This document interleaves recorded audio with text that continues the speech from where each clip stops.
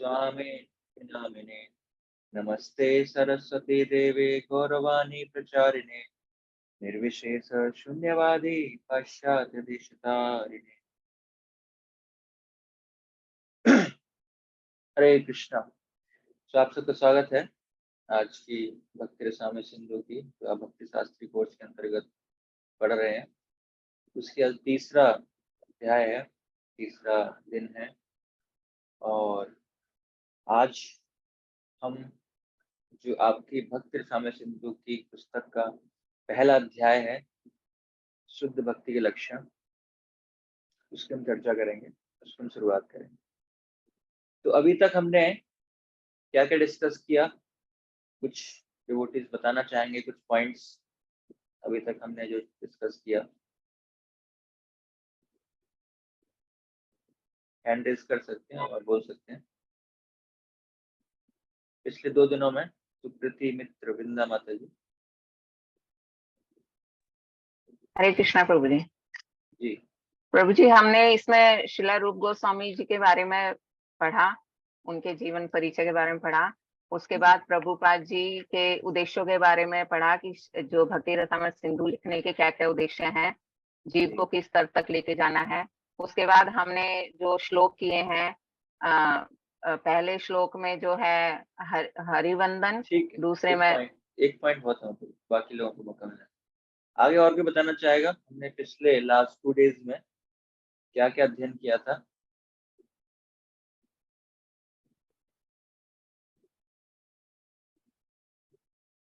दो दिन में हमने आमुख और भूमिका, प्रीफेस और इंट्रोडक्शन पढ़ा था।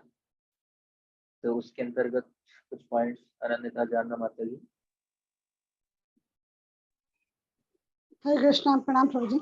प्रभु जी, हमने फर्स्ट चैप्टर का माता जी ने भी बताया। सेकंड चैप्टर में हमने 2 श्लोक पढ़े थे जो प्योर डिवोशनल सर्विस को डिफाइन करते हैं, और जिसमें पहला श्लोक रूप गोस्वामी ने खुद कंपोज किया, अन्याभिलाषिता शून्यम, जिसमें कोई भी मेटेरियल डिजायर्स, फ्यूचर एक्टिविटीज और मोनिस्टिक फिलॉसफी का कोई भी डिजायर से रहित, रेगुलरली कॉन्स्टेंटली जो भगवान को पसंद हो वो सर्विस भगवान के लिए करना है। और जो सर्वोपाधि विनिर्मुक्तम था वो नारद पंचरात्र से रूप गोस्वामी ने कोट किया है, and that is the same, that defines the same pure devotional service. ठीक है, थैंक यू। सो मैं क्विक रिवीजन करता हूँ सबके लिए। तो सबसे पहले हमने भक्ति रसामृत सिंधु की व्याख्या की थी। भक्ति अखिल रसामृत सिंधु, एक सिंधु है ये भक्ति का। और फिर उसके बाद हमने डिस्कस किया था कि कृष्ण महानाम से शाश्वत रस के आस्वादन के आनंद के अनुभव पर, है ना, कि क्या भौतिक रस में और आध्यात्मिक रस में अंतर है। रूप गोस्वामी के महत्व पर चर्चा हुई कि क्या उनकी पोजीशन है, स्थिति, और भक्ति रसामृत सिंधु के पीछे उद्देश्य क्या है प्रभुपाद जी के लिखने के, उन पर हमने चर्चा की थी। उसके बाद हमने मंगलाचरण दूसरे दिन शुरू किया था। तो मंगलाचरण का पहला श्लोक था इस पुस्तक का जो लक्ष्य है, विषय वस्तु, वो कृष्ण है ना, अखिल रसामृत सिंधु, जो श्लोक हमने पढ़ा था। दूसरा हरिवंदन, भगवान से प्रार्थना। तीसरा गुरु वंदन, गुरु से प्रार्थना। चौथा वैष्णव वंदन, वैष्णवों से प्रार्थना। पांचवा भक्ति रसामृत सिंधु की रक्षा हेतु, प्रोटेक्शन के लिए रूप गोस्वामी की प्रार्थना है, प्रार्थना गोस्वामी से। और छठे में रूप गोस्वामी अपनी असमर्थता, अक्षमता अपनी व्यक्त करते कि मैं सक्षम नहीं हूँ, मैं डिस्क्वालीफाई, क्वालिफिकेशन नहीं मेरी, लेकिन फिर भी पूर्ववर्ती आचार्यों के आदेश से मैं ग्रंथ का निर्माण कर रहा हूँ। उसके बाद हमने ग्रंथ के विभाग देखे। ये इसके 4 विभाग हैं, है ना, पूर्वी, दक्षिणी, उत्तरी, पश्चिमी, और हर विभाग में लहरियां हैं। तो पहला विभाग है हमारा पूर्वी विभाग, उसको जिसमें हम भक्ति रसामृत सिंधु के अंतर्गत डिस्कस करेंगे। उसके अंतर्गत हम 4 लहरें पढ़ेंगे। और उसके बाद हमने शुद्ध भक्ति में सेवा की परिभाषा पढ़ी कि अन्य विलासिता शून्यम ज्ञान कर्माद्यनार्थम अनुकूलेन कृष्णानुशीलनम भक्ति उत्तम। शीलनम एक्टिविटी है, अनुशीलनम निरंतर है, गुरु साधु शास्त्री अंतर्गत हो गए। कृष्णानुशीलनम फेवरेबल है, कृष्णानुशीलनम कृष्ण सेंटर में है। और अनुकूलेन एक फेवरेबल होना चाहिए, अनफेवरेबल करेंगे तो भक्ति नहीं होगी। तो ये हमने चर्चा उस दिन वहां पर किया था। और जो हमारा कोर्स रहेगा मैं उसको आपको एक रूपरेखा थोड़ा सा मैं बताना चाहता हूँ। सेकंड मैं स्क्रीन शेयर करता हूँ।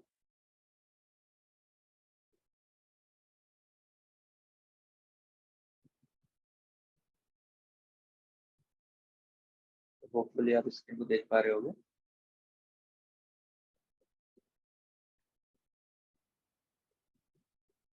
तो ये किसकी फोटो है? प्रभुपाद जी। प्रभुपाद जी।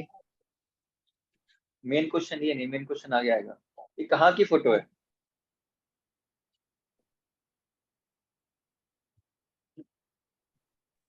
प्रभु जी वृंदावन की। वृंदावन Yes. की फोटो है। Yes correct. वृंदावन में कहाँ की है? राधा दामोदर मंदिर, राधा दामोदर मंदिर। राधा दामोदर मंदिर में किस स्थान की है? जहाँ पे रूप गोस्वामी जी की समाधि है। हाँ, तो रूप गोस्वामी की समाधि में बिल्कुल साइड में बैठकर प्रभुपाद जी बैठे हैं। तो क्या कर रहे हैं प्रभुपाद जी? लेक्चर दे रहे हैं। लेक्चर दे रहे हैं। किस पे लेक्चर दे रहे हैं? टॉपिक क्या है? भक्ति रसामृत सिंधु। भक्ति रसामृत सिंधु। ठीक है। सो प्रभुपाद की जय। सो जो हमने पुस्तक है इसको हमने 18 अध्याय में डिवाइड किया है, जो सॉरी 11 अध्याय में डिवाइड किया है, और 11 दिन हम इस कोर्स को कंप्लीट करने का प्रयास करेंगे। तो पहले दिन हमने भक्ति सामने में प्रवेश किया था और जिस आमुख का चर्चा किया था, और दूसरे दिन हमने डिस्कस किया 13 सितंबर को जो भूमिका है, जो इंट्रोडक्शन है उसका, उसके अंतर्गत हमने शुद्ध भक्ति की परिभाषा देखी।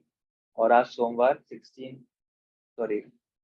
18 सितंबर आज है। तो आज हम चर्चा करेंगे शुद्ध भक्ति के 6 लक्षण है पहले अध्याय के अंतर्गत, जिसके अंतर्गत हम पहला लक्षण आज अध्याय केवल करेंगे। बाकी के 5 लक्षण जो है हम कल चर्चा करेंगे 19 तारीख को। उसके बाद जो 5वां अध्याय होगा 20 तारीख को हम चर्चा करेंगे साधना भक्ति, जिसके अंतर्गत अध्याय 2 आता है। साधना भक्ति क्या होती है? ये जो अध्याय है ये भक्ति साम्य सिंधु का अध्याय जो नीचे लिखा है, और ऊपर जो लिखा है वो अध्याय तो हमने डिजाइन किया अपने कोर्स सिलेबस के हिसाब से, तो आप कंफ्यूज मत होइएगा उसमें। और नेक्स्ट वीक हम डिस्कस करेंगे, तो छठा दिन होगा हमारा, तो भगवत प्रेम भक्ति साम्य सिंधु अध्याय 3 से 5 तक।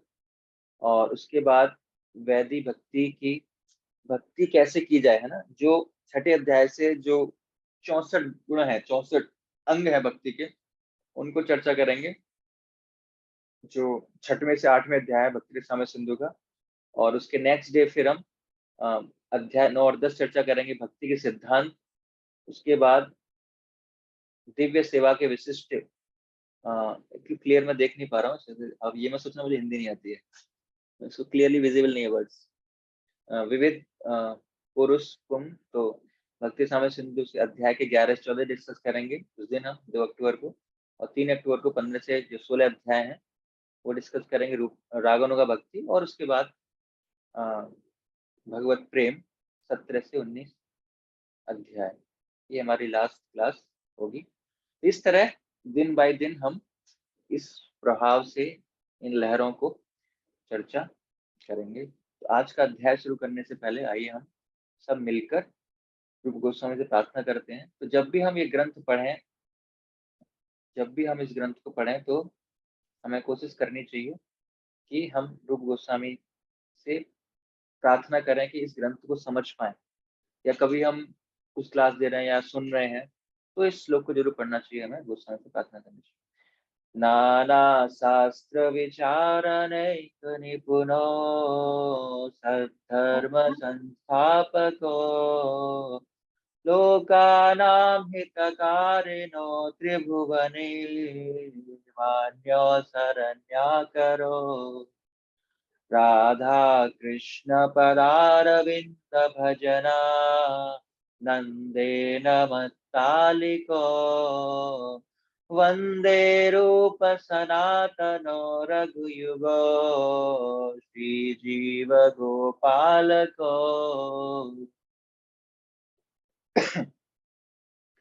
तो आज हम अध्याय 3 स्टार्ट करेंगे, जो भक्ति रसामृत सिंधु का पहला अध्याय है, हमारा तीसरा अध्याय है। तो इस अध्याय का नाम है शुद्ध भक्ति के 6 लक्षण। जब हमने शुद्ध भक्ति की परिभाषा पढ़ी है ना, कि शुद्ध भक्ति कहते किसको है। अब शुद्ध भक्ति करेंगे तो हमें क्या प्राप्त होगा, उसके लक्षण क्या हैं।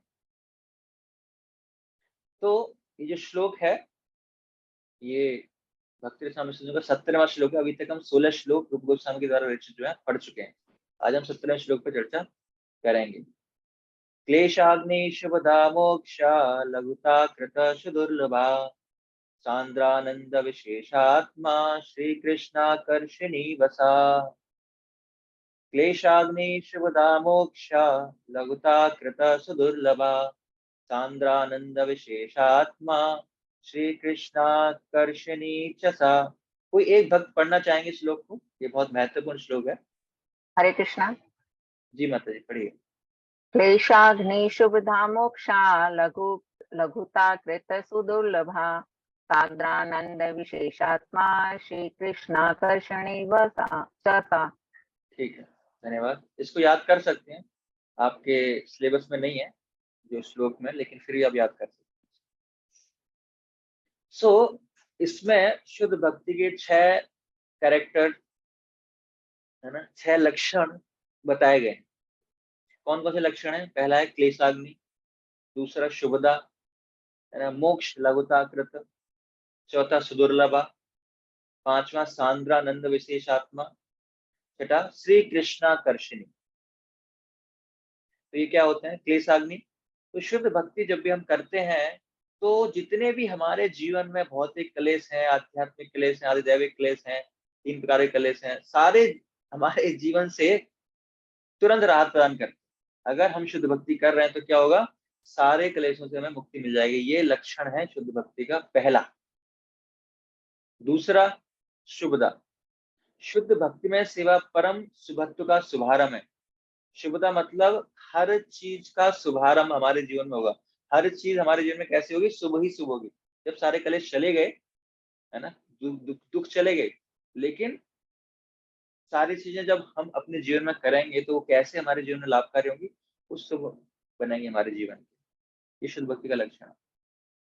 तीसरा मोक्ष लघुता कृत, कि जब हम शुद्ध भक्ति करेंगे तो जब भक्त करता है तो क्या है, मोक्ष को भी बहुत लघु, लघु मतलब छोटा, छोटा जानते हैं, तो मोक्ष को धिक्कारते हैं। मुक्ति देवी भक्तों के सामने प्रार्थना करते हैं, भगवान वो, हे भक्त, हे प्रभु मुझे अपनी सेवा में लगाओ। तो भक्त क्या है, उनके सर पे चरण रख के आगे करते, मुझे भगवान की सेवा करने जाना है। तो जो मुक्ति है मोक्ष को भी बहुत छोटा साबित कर देती है जब भक्त शुद्ध भक्ति करता है। मोक्ष उसको कुछ दिखाई नहीं देता है। अभी हम देखते हैं संसार के लिए मोक्ष बहुत बड़ी चीज है ना, संसार का जो लक्ष्य वो मोक्ष है, मुक्ति है। लेकिन जो भक्त है, शुद्ध भक्ति कर रहा है, उसके लिए मोक्ष भी क्या है, बहुत छोटा, लघुताकृत, लघु हो जाता है। सुदुर्लभा है ना, शुद्ध भक्ति में सेवा अत्यंत दुर्लभ है। ये रिलेशन आता है सुदुर्लभा, ये लक्षण है शुद्ध भक्ति का। और सांद्रानंद विशेषात्मा है ना, सांद्रानंद, सांद्र मतलब होता है बहुत ही कंडेंस्ड है ना। एक तो आनंद, आनंद तो नहीं, आनंद का भी सांद्रानंद मतलब कंडेंस जो हैप्पीनेस है, आनंद है, जो हमने कभी अनुभव नहीं किया अभी है ना। जैसे हम दूध को उबालते हैं, उबालते जाते हैं तो धीरे धीरे क्या होता है, वो कंडेंस हो जाता है ना, फिर उससे खोआ रबड़ी वगैरह बनती है। तो जितना हम गाढ़ा करेंगे उसका जो टेस्ट है दूध का, वो उतना ही स्वीट होगा, उतना ही मधुर होगा, उतना ही अच्छा रहेगा, जितना ज्यादा कंडेंस होगा। तो उसी प्रकार ये जो आनंद है शुद्ध भक्ति का, पांचवा लक्षण क्या है, बहुत ही कंडेंस आनंद मिलता है जब हम शुद्ध भक्ति करते हैं। तो आध्यात्मिक आनंद। और छठवां है श्री कृष्णाकर्षणी है ना, कि जब हम शुद्ध भक्ति करते हैं तो वो कृष्ण को भी आकर्षित करती है ना। कृष्ण को आकर्षित करना इतना आसान नहीं है ना। ये तो ये केवल एकमात्र माध्यम है कृष्ण को आकर्षण करने का है ना। और कुछ हमको रिश्वत नहीं चलेगी, कोई हम मस्का लगाए हैं भगवान को, कोई कोई काम नहीं आएगा, है ना। केवल एक ही है कि हम भक्ति करेंगे तो कृष्ण को हम आकर्षित कर सकते हैं, है ना। ऐसा बताया गया है कि कृष्ण, जब हम भक्ति करते हैं भगवान कुछ भी देने को तैयार हो जाते हैं। अच्छा ये गाड़ी चाहिए, ले ले भाई, तो ये जॉब चाहिए, ले ले। लेकिन भक्ति इतनी आसानी से भगवान नहीं देते। लेकिन अगर हम शुद्ध भक्ति करेंगे तो कृष्ण को भी आकर्षित कर सकते हैं। क्यों नहीं देते भक्ति भगवान? क्योंकि भगवान को पता है कि मुझे नौकर बन के रहना पड़ेगा, है ना। ये भक्त मेरा कहेगा कि उठ जाओ तो उठना पड़ेगा, वो कहेगा बैठ जाओ तो बैठना पड़ेगा। इसीलिए जो भगवान है कभी किसी व्यक्ति को भक्ति इतनी आसानी से नहीं देते। इसीलिए इसको सुदर्लभा कहा गया। अभी हमने आसना लक्षण इसका डिस्कस। तो कृष्ण आकर्षण, तो हमारे पास एकमात्र उपाय है कृष्ण को आकर्षित करने के लिए, है ना। अब कई बार हमारे मन में प्रश्न आ सकता है कि मुझे आपने बताया क्लेश, है ना, सारे चले जाएंगे, हम तो भक्ति कर रहे हैं लेकिन क्या हो रहा है, क्लेश जाने रहे। तो आज हम उस पर डिस्कस करेंगे और किस प्रकार। तो ये जो 6 लक्षण हैं, जैसे हमने भक्ति के 3 स्तर पढ़े थे, है ना, साधना भक्ति, भाव भक्ति और प्रेमा भक्ति है। तो ये जो 6 लक्षण हैं, जब हम साधना भक्ति करते हैं तो 2 लक्षण प्रकट होते हैं। पहला है क्लेशाग्नि और दूसरा शुभदा। हमारे जीवन से समस्याएं, क्लेश खत्म होते हैं और शुभदा, हमारे जीवन में सब कुछ शुभ शुभ होता है। और भाव भक्ति के स्तर पर 4 लक्षण प्रकट होते हैं। पहले 2 क्लेशाग्नि, शुभदा, और 2 और ऐड हो जाते हैं, मोक्ष, लघुताकृत और सुदुर्लभा। तो अभी हमारे लिए मोक्ष है, अभी हम मोक्ष चाहते हैं, भगवान के धाम जाना चाहते हैं। लेकिन जब हम भाव भक्ति स्तर पर जाएंगे तो वो मोक्ष भी हमारे लिए बहुत छोटा बन जाएगा। नहीं, हमें चाहिए मोक्ष, सुदुर्लभा। तो ये कब होगा? भाव भक्ति के स्तर पर। और प्रेमा भक्ति के स्तर पर ये 6 लक्षण प्रकट होते हैं। क्लेशाग्नि, सुविधा, मोक्ष, लघुताकृत, सुदुर्लभा, सांद्रानंद विशेष आत्मा। जो कंडेंस आनंद है भगवान के प्रेम का, वो हमें प्रेम के स्तर पर मिलता है। ऐसा नहीं आनंद अभी नहीं मिलता, साधना स्तर पर नहीं मिलेगा, भाव स्तर पर नहीं मिलेगा, मिलेगा। लेकिन वो जो आनंद होगा बहुत कंडेंस होगा। अभी जो आनंद है वो मिलावट है, दूध में पानी मिला हुआ है ना। फिर भाव स्तर पर प्योर मिल्क मिलेगा, लेकिन जब प्रेम के स्तर पर जाएंगे तो वो वही कंडेंस फॉर्म में हमको मिलेगा। तो ये 6 लक्षण अलग अलग भक्ति के स्तर पर वो हमारे हृदय में प्रकट होते हैं। तो ये बताया गया है कि साधना के अंदर 2 लक्षण है, सुविधा, क्लेशाग्नि। भाव के अंदर वो 4 हैं, साधना के भी हैं, भाव के भी हैं। और प्रेम के अंदर 6 लक्षण इसमें प्रकट होते हैं। तो रूप गोस्वामी इन लक्षणों को क्यों बता रहे हैं हम, है ना। उन्होंने बताया शुद्ध भक्ति की परिभाषा क्या है। तो वो डायरेक्ट भी शुरुआत कर सकते थे कि शुद्ध भक्ति की परिभाषा ये है, और करनी कैसे वो बताओ। लेकिन करनी कैसे उससे पहले क्या बता रहे हैं कि उसके लक्षण क्या है, वो क्यों बता रहे हैं, कोई बताना चाहेगा? हरे कृष्ण प्रभु जी। हरे कृष्ण। आपके 2 डिवाइस हो रहे हैं मतलब। हाँ प्रभु जी, इससे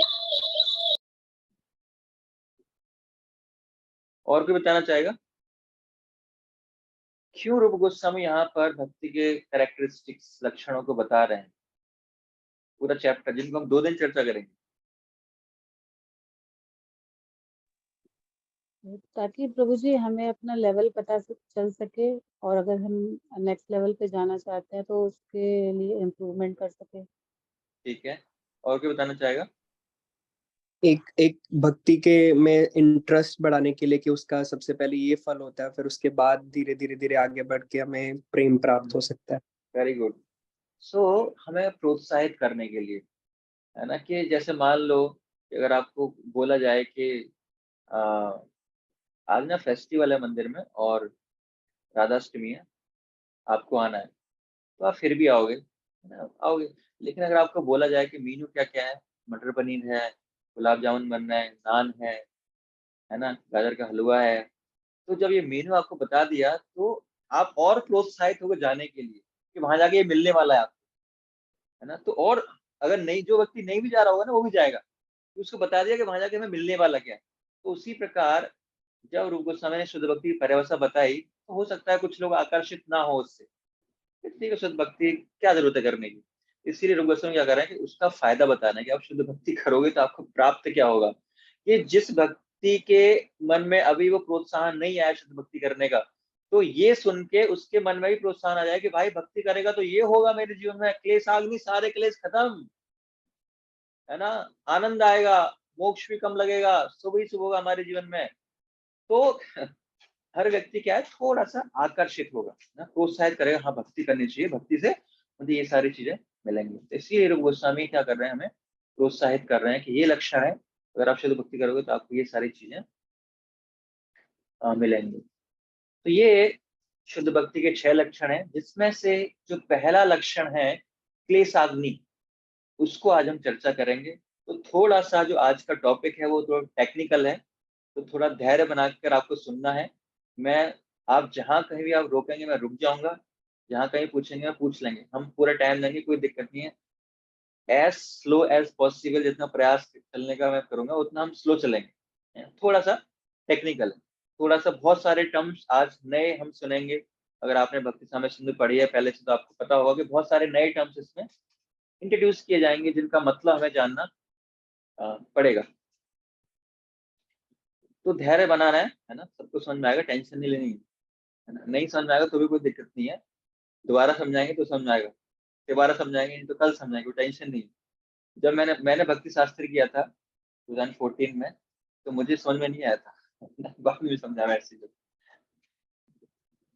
लेकिन इसका मतलब ये नहीं कि आपको भी नहीं समझना है, आपको सब कुछ समझ के जाना है। तो पहला लक्षण है क्लेशाग्नि।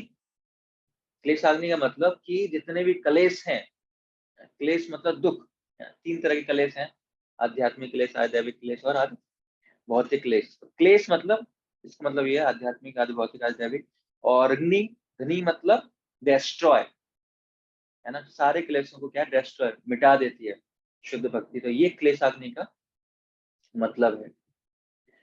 तो ये जो क्लेश हैं या जो कष्ट हमारे जीवन में आ रहे हैं, तो रूप गोस्वामी इनका कारण बताते हैं अगले श्लोक में, है ना। पहले श्लोक में 6 लक्षण बता दिए, अब पहले जो लक्षण है क्लेशाग्नि, उसका कारण बताते हैं कि ये आता क्यों है, कहाँ से आता है, और ये किस प्रकार भक्ति को नष्ट करता है। तो बताते हैं, क्लेशस्तु तु पापम तद्बीजम अविद्या चेति से विदा।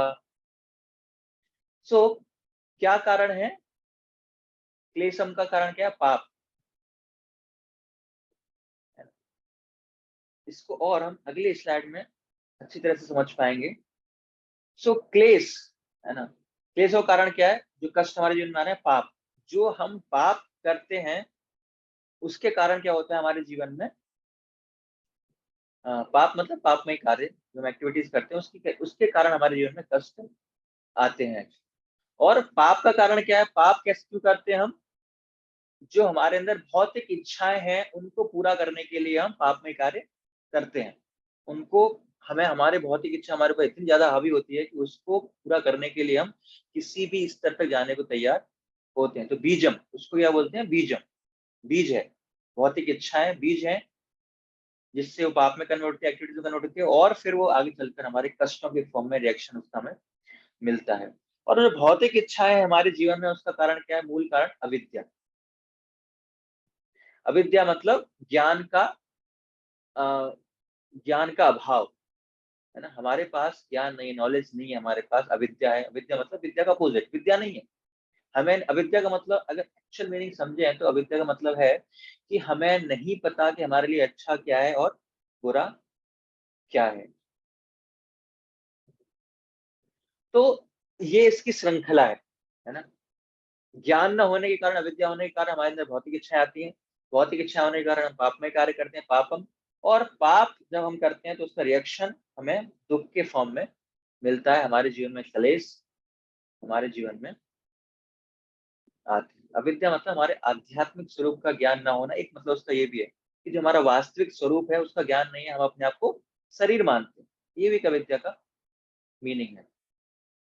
तो भक्ति करने से कैसे इनको नष्ट किया जाता है, उससे कलेश कैसे नष्ट होते हैं, ये वर्णन हम चर्चा करेंगे। तो ये वर्णन क्यों जरूरी, हम क्यों डिस्कस कर रहे हैं, क्योंकि हमारे अंदर इसमें श्रद्धा हो पाए, हम दूसरा मार्ग कोई ना चुने। ये केवल एक ही मार्ग है, भक्ति मार्ग, जिससे कि हम इन सारी चीजों को, कष्टों को निवारण कर सकते हैं। जिस प्रकार अगर आपने देखा होगा कि एक कटर होता है ना जो घास काटता है, लॉन मूइंग है ना शायद उसको बोलते हैं। तो जब हम पार्क में जो घास बढ़ जाती है तो उसको हम घास को काट देते हैं ऊपर ऊपर से। लेकिन क्या होता है, वो जो घास कटने के बाद कुछ दिनों बाद फिर से वापस आ जाती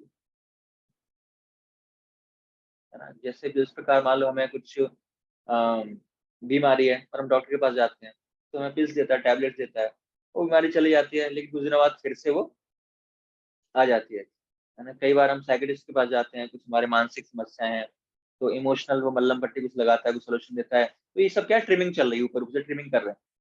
लेकिन वो सारी चीजें फिर से क्या होंगी, फिर से आ जाएंगी, घास की तरह बढ़ जाएंगी। तो अगर कोई कहता है कि प्रॉब्लम क्या है ना, पैसा प्रॉब्लम है, अगर पैसा आएगा सारी चीजें, सारे क्लेश मिट जाएंगे हमारे। या कोई कहेगा नहीं बहुत मुझे पढ़ाई करनी है ना, मैं कम एजुकेटेड, पढ़ाई करनी है कनाडा अमेरिका जाके, तब सारे क्लेश मेरे जीवन से चले जाएंगे। तो ये सब किसके समान है, ये सब ट्रिमिंग चल रही है। ऊपर से हम घास को काटने का प्रयास करें, लेकिन फिर से वो घास है वो आ जाएगी। तो इसीलिए चैतन्य महाप्रभु क्या कहते हैं, न धनम न जनम न सुंदरिम कविताम जगदीश कामये मम जन्मनि जन्मनि स्वरे भवतार भक्तिर अहै तुकी त्वयि। कि मुझे कुछ नहीं चाहिए।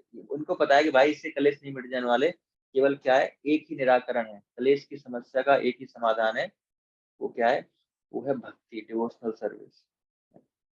सो ये जो भक्ति है कैसे अविद्या को नष्ट करती है, कैसे पाप को नष्ट करती है, वो हम भक्ति रसामृत बुक में जो 4 से लेके 8 पेज तक हम उस पर चर्चा करें। तो आप साथ साथ बुक रख सकते हो अपने, और बुक में बताऊंगा हम कहाँ पर चल रहे हैं, कहाँ पर प्रभुपाद जी क्या क्या चीजें लिख रहे हैं। सो पेज 8 पर, अगर आप पेज 8 पर देखेंगे, पेज 8 नंबर पेज खोलेंगे, तो नया एडिशन है उसका। तो 8वें पेज पे सेकंड पैराग्राफ में प्रभुपाद जी बता रहे हैं कि कैसा भी अपराध क्यों ना हो, कैसा भी अपराध क्यों ना हो, प्लीज म्यूट कर सकते हैं अपने आप को।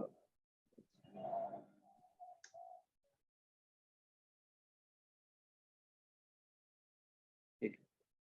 सो अविद्या, प्रभुपाद जी कह रहे हैं कि जंगल की भूमि पर अनेक सर्प रहते हैं, किंतु जब जंगल में आग लगती है तो उससे सभी पत्तियां जल जाती हैं, जिससे सर्प भी अग्नि की चपेट में तुरंत आ जाते हैं। इसी तरह कृष्ण भावनामृत की प्रज्वलित अग्नि इतनी प्रबल होती है कि अज्ञान के सर्प तुरंत विनष्ट हो जाते हैं, है ना। ये पैराग्राफ है, पहला पैराग्राफ जो है 8वें का, सॉरी सेकंड पैराग्राफ में प्रभुपाद जी लिख रहे हैं कि कृष्ण भावनामृत क्या है, इतनी प्रज्वलित अग्नि की तरह होता है कि कामना रूपी अशुभ सर्पों को विनष्ट कर देता है।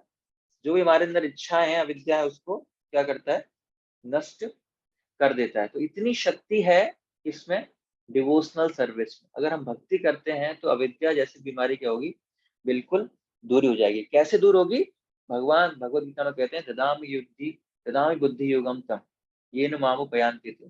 भगवान क्या करते हैं, बुद्धि देते हैं। और बुद्धि देने का मतलब क्या है कि भगवान हृदय में बैठ के बुद्धि देते हैं कि भाई ये काम तेरे लिए गलत है और ये काम तेरे लिए अच्छा है। अविद्या से हमें बाहर निकालते हैं भगवान, हेल्प करते हैं। कब करते हैं, जब हमारी इच्छा होती है, जब हम भगवान से मदद मांगते हैं कि भगवान मुझे बताओ, इस प्रकार अर्जुन ने मांगी, भगवान मेरी समझ में नहीं आ रहा है कुछ भी, क्या सही है क्या गलत है, समझाओ मेरे को, मैं आपके शरणागत हूँ। तो जब ऐसी प्रार्थनाएं भक्ति के माध्यम से हम करते हैं, भगवान से पूछते हैं, भगवान को समर्पित करते हैं अपने जीवन को भक्ति के माध्यम से, देन कृष्ण हेल्प, तब भगवान क्या करते हैं, हमारी मदद करते हैं इस अविद्या से बाहर निकलने के लिए।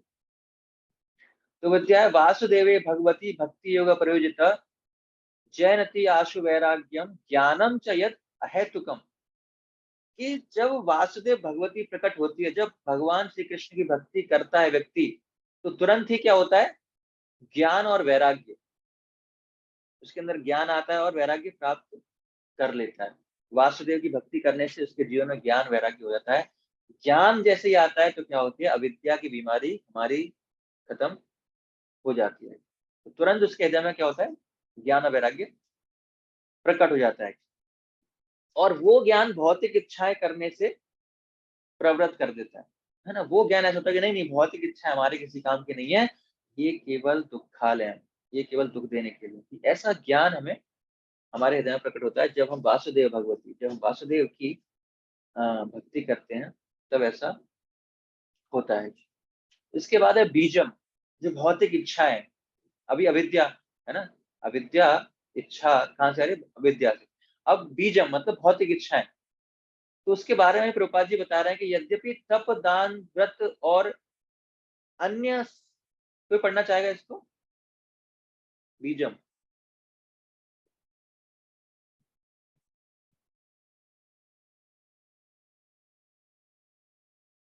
सॉरी, हैंड रेज कर सकते हैं, मैं अनम्यूट कर दूंगा।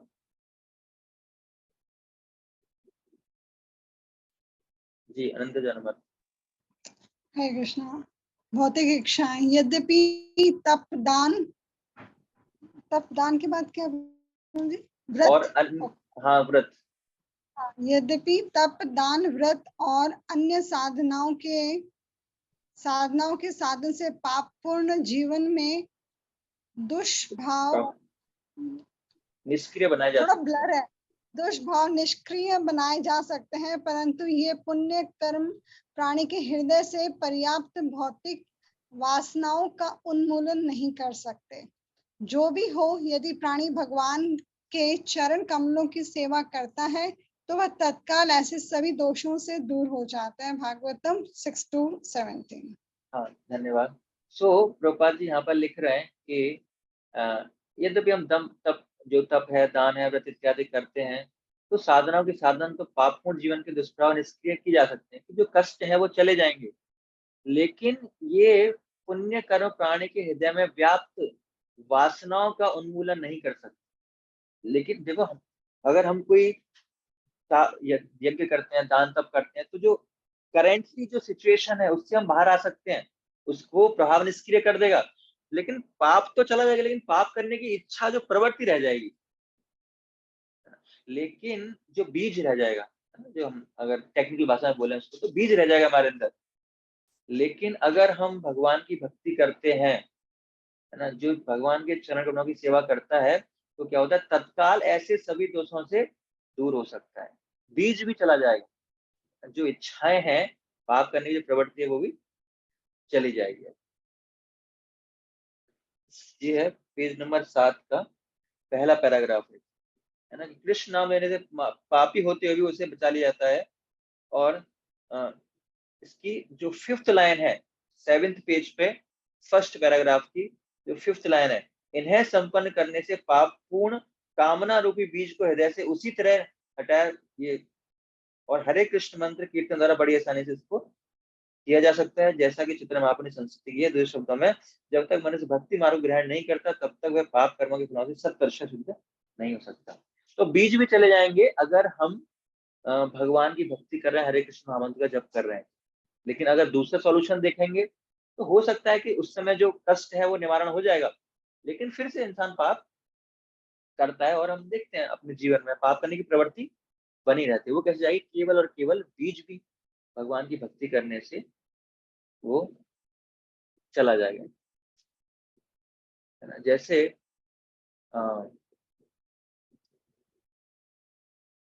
जब हम जप करते हैं,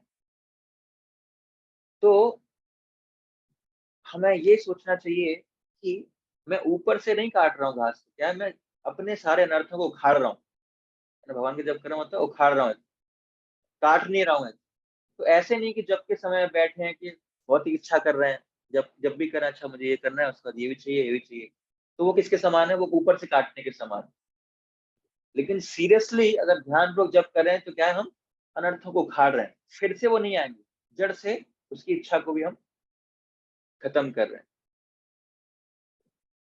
और इसके बाद बीज के बारे में प्रभुपाद जी लिखते हैं भागवतम के एक तात्पर्य में, कि भक्तगण भगवान को चरण कमलों के प्रति अपनी दिव्य भक्ति में सेवा के द्वारा दिव्य आनंद ले सकते हैं, भाव विभोर हो जाते हैं कि भौतिक भोग विलास की इसकी कामनाएं स्वतः ही समाप्त हो जाती हैं। जितनी भी कामनाएं हैं सकाम कर्म, वो सारी समाप्त हो जाती हैं।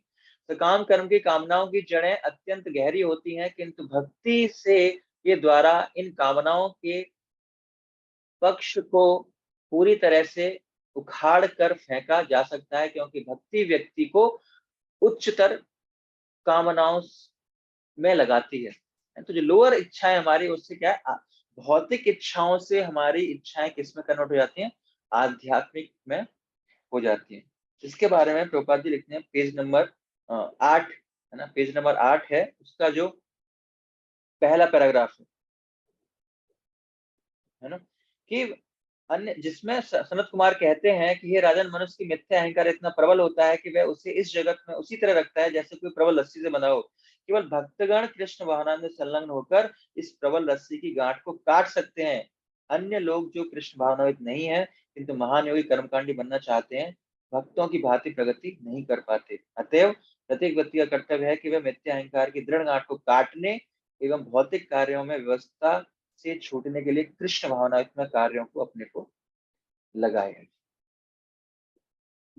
तो ये भागवतम का चौथे स्कंद का 22वें अध्याय का 39वां श्लोक है, जिसमें बता रहे हैं सुखदेव गोस्वामी परीक्षित महाराज। तो अगर हम भक्ति करेंगे तो क्या होगा, जो उसकी बीज है वो भी समाप्त हो जाएगा। तो रूप गोस्वामी अलग अलग कोटेशन, प्रभुपाद जी अलग अलग कोटेशन इसमें दे रहे हैं। उसके बाद है पाप, है ना। हमने क्या डिस्कस किया, मैं बताता हूँ आपको। हमने आज डिस्कस किया, पहले हमने अविद्या डिस्कस किया, है ना, कि अविद्या भी भक्ति के द्वारा नाश की जा सकती है, ज्ञान मिल जाएगा, है ना। भविता का श्लोक हमने कोट किया। अब है बीज, भौतिक इच्छाएं भी चली जाएंगी हमारी, हमने कोट किया श्रीमद् भागवतम का, है ना, सुखदेव गोस्वामी कृष्ण मार्ग को बता रहे हैं।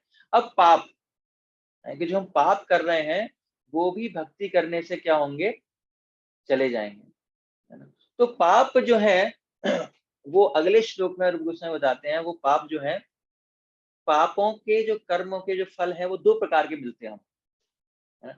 अप्रारब्धम भवेत पापम प्रारब्धम चेति तद विधा। तो दो प्रकार के फल हैं उसके, है ना, प्रतिफल दो प्रकार के, क्या है, अप्रारब्ध है और दूसरा है क्या है, प्रारब्ध है। तो दोनों में क्या अंतर है, पहला है अप्रारब्ध।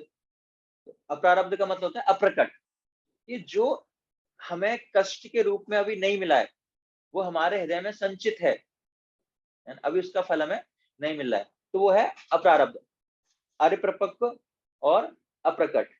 और दूसरा है प्रारब्ध। प्रारब्ध का मतलब है परिपक्व हो चुका है और प्रकट हो गया है, इस समय हम उसको फेस कर रहे हैं। तो ये दो तरह का।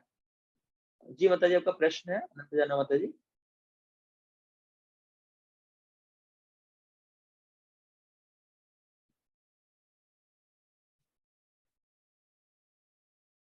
आपकी आवाज नहीं आ रही मतलब, सॉरी सॉरी सॉरी, जी बताइए।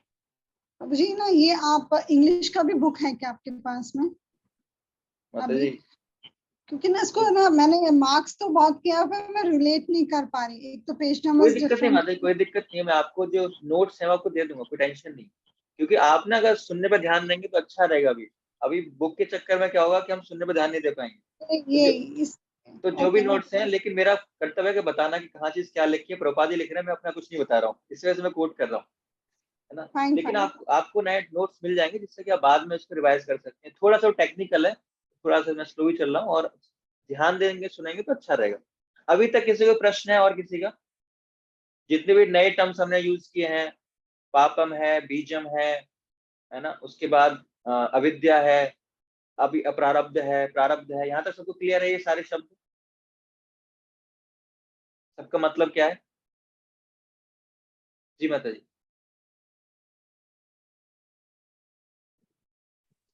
जी प्रभु जी, आपने जो ये पहले हमें 4 साइकिल जो बताया, कष्ट क्यों आते हैं अविद्या से लेके कष्ट तक, उसके बाद में आपने घास का ट्रिमिंग का बताया था। सो बाद में भी आपने बताया था कि हम जैसे जब कर रहे हैं, ध्यान पूर्वक नहीं कर रहे तो हम ऊपर से काट रहे हैं। So I just wanted to know the ऊपर से काट रहे मतलब क्या है कि हमारे पाप तो कट जाएंगे उस जब से, लेकिन जो प्रवृत्ति है वो नहीं कटेगी जब तक हम शुद्ध जप नहीं करेंगे। यस। सो आपने जो ये स्टार्टिंग में बताया था जब वो साइकिल बता के कि घास की ट्रिमिंग का, तो वो कॉन्टेक्स्ट नहीं समझ में आया मुझे। And then after you started with हाँ माता जी, एक्चुअली वो इस कंटेक्स्ट में था कि जैसे पाप है ना, तो पाप तो कट जाएंगे उससे, है ना। कई बार क्या होता है कि ट्रिमिंग मतलब बहुत से हम ऐसे कार्य करते हैं, जैसे हमने एग्जाम्पल भी पढ़ा कि हम यज्ञ दान का व्रत कर रहे हैं, तो पाप तो खत्म हो जाएंगे, करंटली कष्ट खत्म हो जाएगा, लेकिन जो उसकी प्रवृत्ति है, जो बीज है, वो खत्म नहीं होगा, वो फिर से उगाएगा प्रवृत्ति। तो इसलिए ट्रिमिंग का उदाहरण है। तो हमें क्या करना है, उसको उखाड़ना है। उखाड़ना मतलब बीज को भी खत्म करना है, और बीज को भी खत्म करना है तो हमारे पास एक ही प्रोसेस है, वो क्या है, वो है डिवोशनल सर्विस, भक्ति है। तो ये कंटेस्ट था उसका। थैंक यू सो ठीक है, मच। सो हम आगे बढ़ते हैं अभी प्रारब्ध और अप्रारब्ध पर।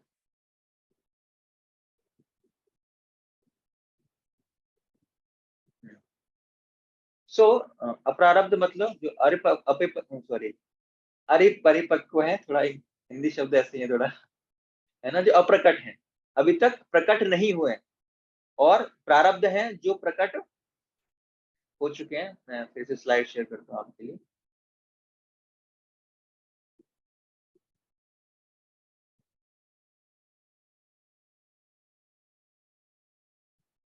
ठीक है, तो पाप कर्म दो प्रकार के होते हैं, एक प्रौढ़ परिपक्व होते हैं प्रारब्ध, और वे जो प्रौढ़ या परिपक्व नहीं होते जिनको अप्रारब्ध कहते हैं।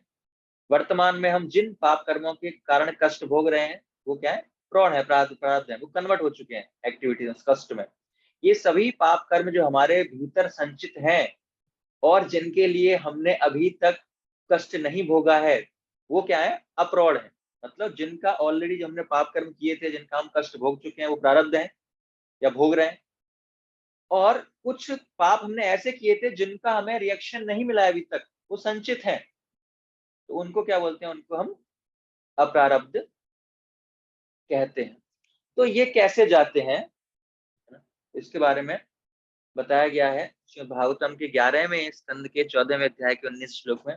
यन्नामधेय श्रवणानुकीर्तनात् यत् प्रहणाद् यत् स्मरानीदपि क्वचित् स्वादोऽपि संगः स्वपनाय कल्पते कतः पुनस्ते भगवन् दर्शनात्। तो इसमें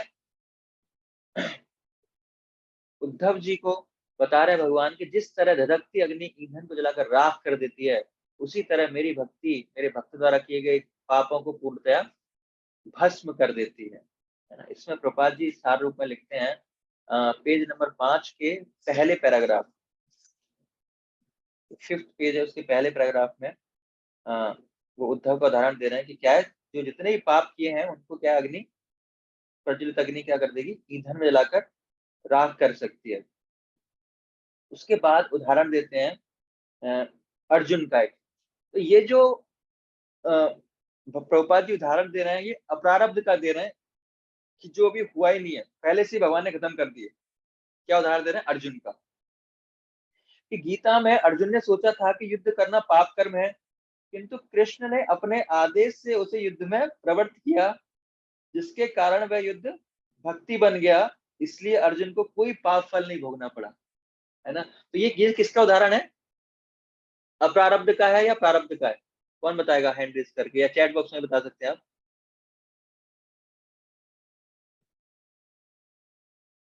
ये है माता जी 11th कैंटो 14 चैप्टर 19 श्लोक। मैं आपको चैट बॉक्स में डाल देता हूँ।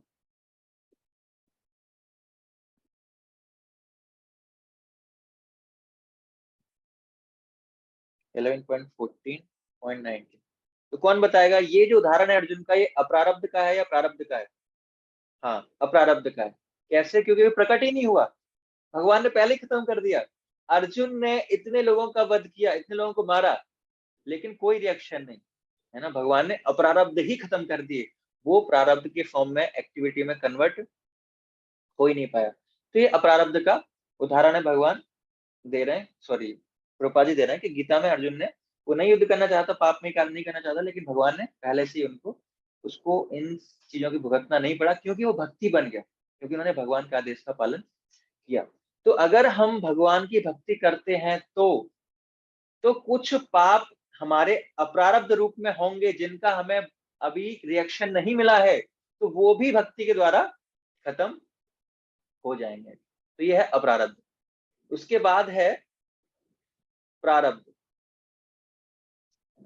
कि प्रारब्ध है वो भी समाप्त हो जाते हैं, है ना। और प्रारब्ध का जो फल है या जो प्रारब्ध जो है कष्ट के रूप में हमारे फॉर्म में आ रहे हैं, तो 5 प्रकार की चीजें प्रभुपाद जी बता रहे हैं कि 5 प्रकार की फॉर्म में वो कष्ट हमारे रूप में आते हैं। तो ये जो पैराग्राफ है ये है चौथे पेज का लास्ट लाइन्स है।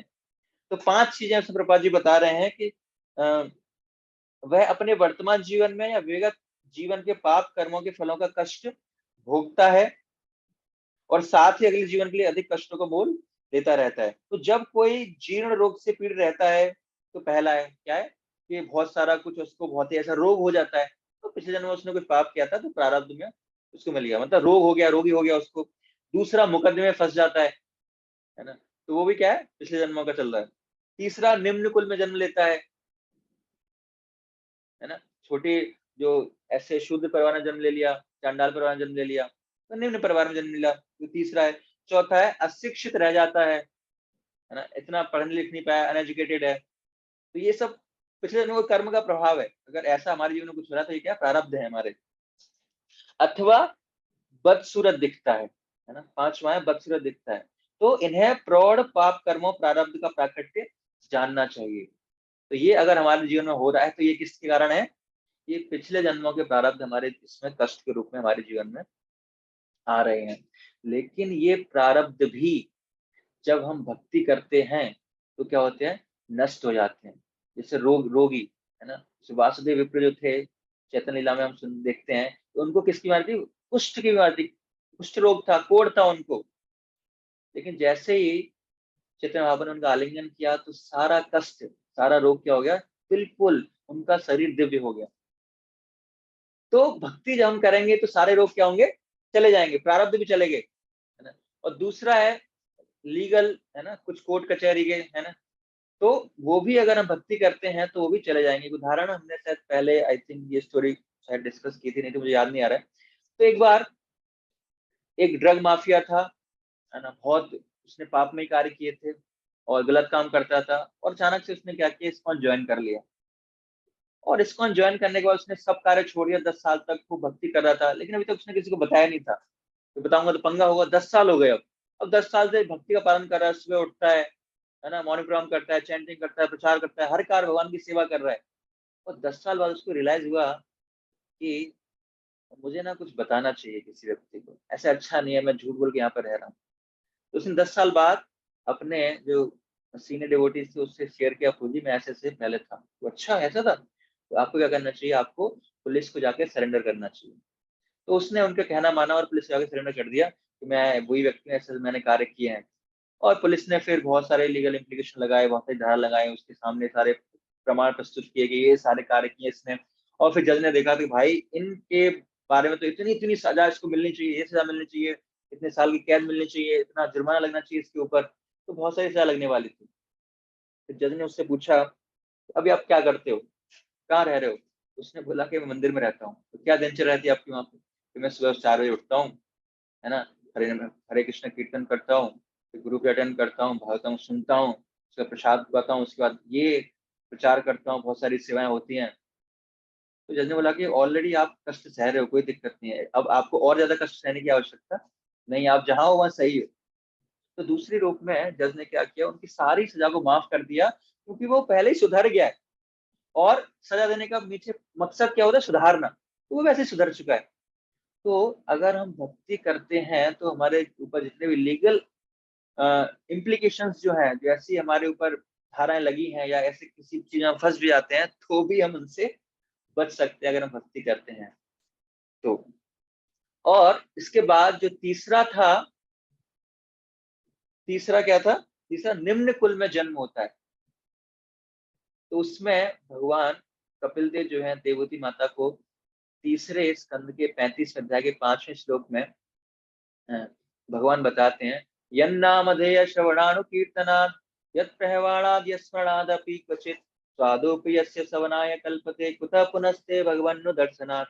कि भगवान के पवित्र हरिनाम का जप, उसकी लीलाओं का श्रवण, उन्हें प्रणाम करना, स्मरण करना मात्र से क्या होगा, चंडाल के परिवार में जन्मा व्यक्ति भी तुरंत ही वैदिक यज्ञों का अनुष्ठान करने का योग्य बन जाता है, मतलब ब्राह्मण पद को प्राप्त करता है, केवल अगर वो नवदा भक्ति का पालन कर रहा है तो, है ना। इसका वर्णन प्रभुपाद जी लिख रहे हैं 5वें पेज के दूसरे पैराग्राफ में, दूसरे पैराग्राफ में तीसरे स्कंद के 33वें अध्याय के 6वें श्लोक में प्रभुपाद जी लिख रहे हैं कि जो भी प्रणाम करता है, नवदा भक्ति का पालन कर रहा है, तो क्यों ना उसका चंडाल कुल में जन्म क्यों ना हुआ हो, लेकिन फिर भी वो जो पद है ब्राह्मण के पद को स्वीकार करता है, ब्राह्मण के पद को प्राप्त करता है और यज्ञ इत्यादि वो कार्य करता है।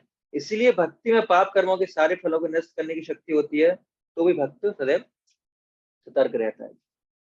तो हम देखते हैं कि इसलिए इस्कॉन में जो ब्राह्मण दीक्षा दी जाती है, तो उसमें कास्ट नहीं पूछी जाती कि जो ब्राह्मण है, जिन्होंने ब्राह्मण परिवार में जन्म लिया है, केवल वही ब्राह्मण दीक्षा ले सकते हैं, ऐसा नहीं है। जो कोई भी योग्य है, जो कोई सीरियसली भक्ति का पालन कर रहा है, भक्ति का पालन कर रहा है, तो उसको वो अवसर दिया जाता है। भक्ति सिद्धांत सरस्वती ठाकुर के जमाने में एक्चुअली तो उन्होंने बहुत संघर्ष किया, क्योंकि उस समय जो ब्राह्मण इनिशिएट थे मैक्सिमम ब्राह्मण ही होते थे, लेकिन उन्होंने बहुत जोर शोर से इस सिद्धांत को कराया कि नहीं, किसी भी कुल में कोई जन्मा क्यों ना हो, वो भी भगवान की भक्ति कर सकता है, अगर वो क्वालिफाइड है, तो अगर वो भगवान की भक्ति में लगा हुआ है तो। इसलिए प्रभुपाद कहते थे कि इस्कॉन के भक्तों को, है ना, तो जब फॉरेनर आते थे तो वहां पे ना पुरी के मंदिर में जाने नहीं देते थे। प्रभुपाद कहते हैं कि इस्कॉन के भक्तों को पुरी में जाने देना चाहिए। क्यों? क्योंकि वो ब्राह्मण के पद से भी ऊंचे उठ चुके, वो वैष्णव बन चुके, भगवान की भक्ति कर रहे हैं। ठीक है, फिर उन्होंने नहीं माना पुरी वालों ने, तो प्रभुपाद ने कहा ठीक है, हम अगर हमें आप मंदिर के अंदर नहीं आने दोगे, क्या करेंगे, हम जगन्नाथ जी को बाहर ले आएंगे। तो प्रभुपाद ने क्या किया, जगन्नाथ जी को बाहर ले आए और पूरे विश्व में जगन्नाथ जी की रथ यात्राएं इंट्रोड्यूस की, और इतनी मात्रा में लोग जगन्नाथ जी के दर्शन करते हैं जो अंदर जाके दर्शन नहीं कर पाते। तो ये तीसरा, अगर आपका निम्न कुल में भी जन्म हुआ है प्रारब्ध के कारण, तो वो भी नष्ट हो जाएगा, आप उच्च कुल को प्राप्त ब्राह्मणों के कार्य कर सकते हो। तो पाप कर्म प्रतिकूल परिस्थितियों जैसे निम्न कुल में जन्म, दुर्गुणों की प्राप्ति हेतु, ये हमने पढ़ लिया। कुछ परिस्थितियों में जैसे रोग को नष्ट किया जा सकता है, चंडाल अर्थात इस पद को एक भक्त बन चुका है, अपने जन्म और इसको परिणाम स्वरूप कुछ निश्चित प्रसंगों को समाप्त नहीं कर सकता है। उदाहरण, वेदों का अध्ययन न कर पाना ऐसा एक प्रसंग है, किंतु यह अपने दुर्गुणों और कष्टों को अवश्य ही मिटा सकता है। जन्म काल में परिवर्तन को अगले जन्म तक प्रतीक्षा करनी होती है। तो भी भक्त पाप में लिप्त नहीं होते। जैसे मान लो, अगर हमने जब देखा कि भाई ये तो बहुत अच्छी बात है ना, सारे पाप चले जाएंगे, अब तो पाप करो, भक्ति हम करेंगे, कोई टेंशन नहीं है, पर भक्त ऐसा नहीं करता है ना। तो पेज नंबर 5 पर सेकंड पैराग्राफ की जो मिड लाइन्स हैं, तो बहुत महत्वपूर्ण लाइन है। क्या है, प्रभुपाद लिख रहे हैं, इसीलिए भक्ति में पाप कर्मों के सारे फलों को निरस्त करने की शक्ति होती है, तो भी भक्त सदैव सतर्क रहता है। उसको पता है कि मैं जो भक्ति कर रहा हूँ, भक्ति के सामने पाप कुछ नहीं है, लेकिन फिर भी क्या, भक्त सदैव सतर्क रहता है कि उससे किसी तरह का पाप कर्म ना हो जाए, यह उसकी भक्त होने के नाते विशेष पात्रता है। तो अगर हम भक्त हैं तो भी हमें इन पाप करने की प्रवृत्ति से बचना है, पाप नहीं करने हैं। ऐसा नहीं मैं तो उद्धार हो जाएगा, मैं कुछ भी करूं, है ना, मैं तो क्या है, मैं तो भक्ति कर रहा हूँ, तो मैं तो कोई पाप कर सकता हूँ। तो ऐसी हमारी भावना, ऐसा हमारा ध्यान नहीं होना चाहिए। तो प्रारब्ध भी नष्ट हो सकता है। तो हमने एग्जाम्पल किसके देख रहे हैं हम, तो प्रारब्ध हमारे वो भी नष्ट हो जाएंगे। और जो चौथा उदाहरण है प्रारब्ध का, अनएजुकेटेड, अनपढ़ गवार। तो हम देखते हैं कि साउथ इंडियन ब्राह्मण की कथा आती है, तो साउथ इंडिया जब चैतन्य महाप्रभु जाते हैं तो वो उसको पढ़ना नहीं आता था, उसके गुरु ने आदेश दिया था कि आपको ये पढ़ना है गीता, लेकिन फिर भी अनपढ़ व्यक्ति भी क्या है, उसके वो रो रहा था। तो चैतन्य महाप्रभु ने क्या किया उसको, कि आप वास्तविकता में भगवदगीता के संदेश को समझ चुके हो, तो चैतन्य महाप्रभु ने भक्ति शास्त्री की डिग्री उसको दे दी, अनपढ़ व्यक्ति को, पढ़ना लिखना नहीं जानता था। क्यों? क्योंकि वो उसके सारांश को, उसके सार को, भगवद गीता का जो संदेश है, जो भावना है, जो कंक्लूजन है, उसको समझ चुका है। तो चैतन्य बाबू ने प्रमाणित कर दिया कि आप जान चुके हो, आप असली ज्ञानी हो। अनपढ़ व्यक्ति भी कर सकता है। दूसरी तरफ हम देखते हैं जो गौर किशोर दास जी महाराज हैं, वो बिल्कुल अनपढ़ थे, लेकिन उनके शिष्य कौन है? भक्ति सिद्धांत सरस्वती ठाकुर, वो टॉप स्कॉलर। वो एक ये कॉर्नर, एक ये एक्सट्रीम, है ना। क्यों? भक्ति सिद्धांत सरस्वती को पता था कि ये है कौन, ये दिखते अनपढ़ है लेकिन इनको सारे शास्त्रों का तो भी इनको ज्ञान था, सारे इनको प्रार्थना याद थी, सब कुछ याद था, सारे शास्त्रों का उनको ज्ञान था अनपढ़ होते हुए। तो ये प्रारब्ध भी नष्ट हो सकता है भक्ति से। और पांचवा है कुरूप। बदसूरत है कोई, तो हम कुब्जा का उदाहरण देखते हैं कि कुब्जा कुरूप थी, लेकिन भगवान की स्मरण चिंतन करती रहती, तो भगवान ने उसको कुरूप से जस्ट एक झटका दिया और सुंदर स्त्री के रूप में वो प्रकट हो गई। तो कहने का मतलब है कि जो प्रारब्ध है चाहे अप्रारब्ध है, उन सारी समस्याओं से हम बाहर आ सकते हैं, सारे चीजों को नष्ट किया जा सकता है। किसके कारण? भक्ति के कारण। यहां तक किसी को प्रश्न है?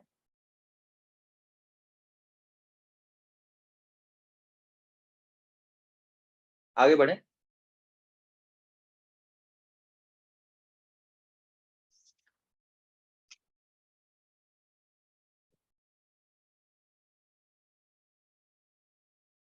आप हैंड रेज कर सकते हैं अगर कोई प्रश्न हो। ठीक है, हम आगे चलते हैं। तो आगे जो है सुकृति मित्र माता जी। जी माता जी, एक सेकंड। जी बताइए।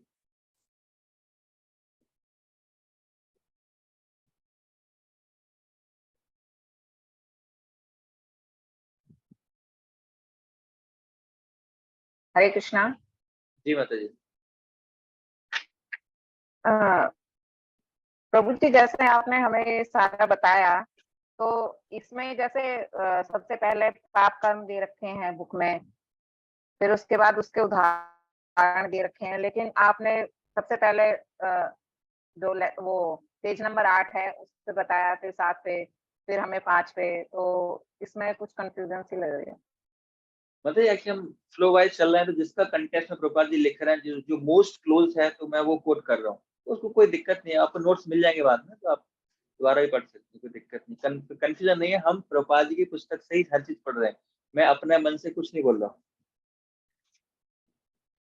है ना। लेकिन वो आगे पीछे है थोड़ा सा, क्योंकि प्रभुपाद जी क्या हर चीज मिक्स कर देते हैं, है ना। क्यों क्यों मिक्स कर देते हैं? कि उनको प्रभुपाद जी को पता है कि ये व्यक्ति पता नहीं मूर्ख है, पता नहीं एक पैराग्राफ पढ़ के पूरी बुक नच पड़ेगा, तो एक पैराग्राफ ही प्रभुपाद जी पूरा दे देते हैं, है ना। उसको प्रभुपाद जी को पता है कि पूरी बुक पढ़ेगा ही नहीं, तो कम से कम एक पैराग्राफ पढ़ के वो से क्लियर हो जाएगा कंक्लूजन की भाई भक्ति करनी, तो इसलिए। अनंत जाना माता जी।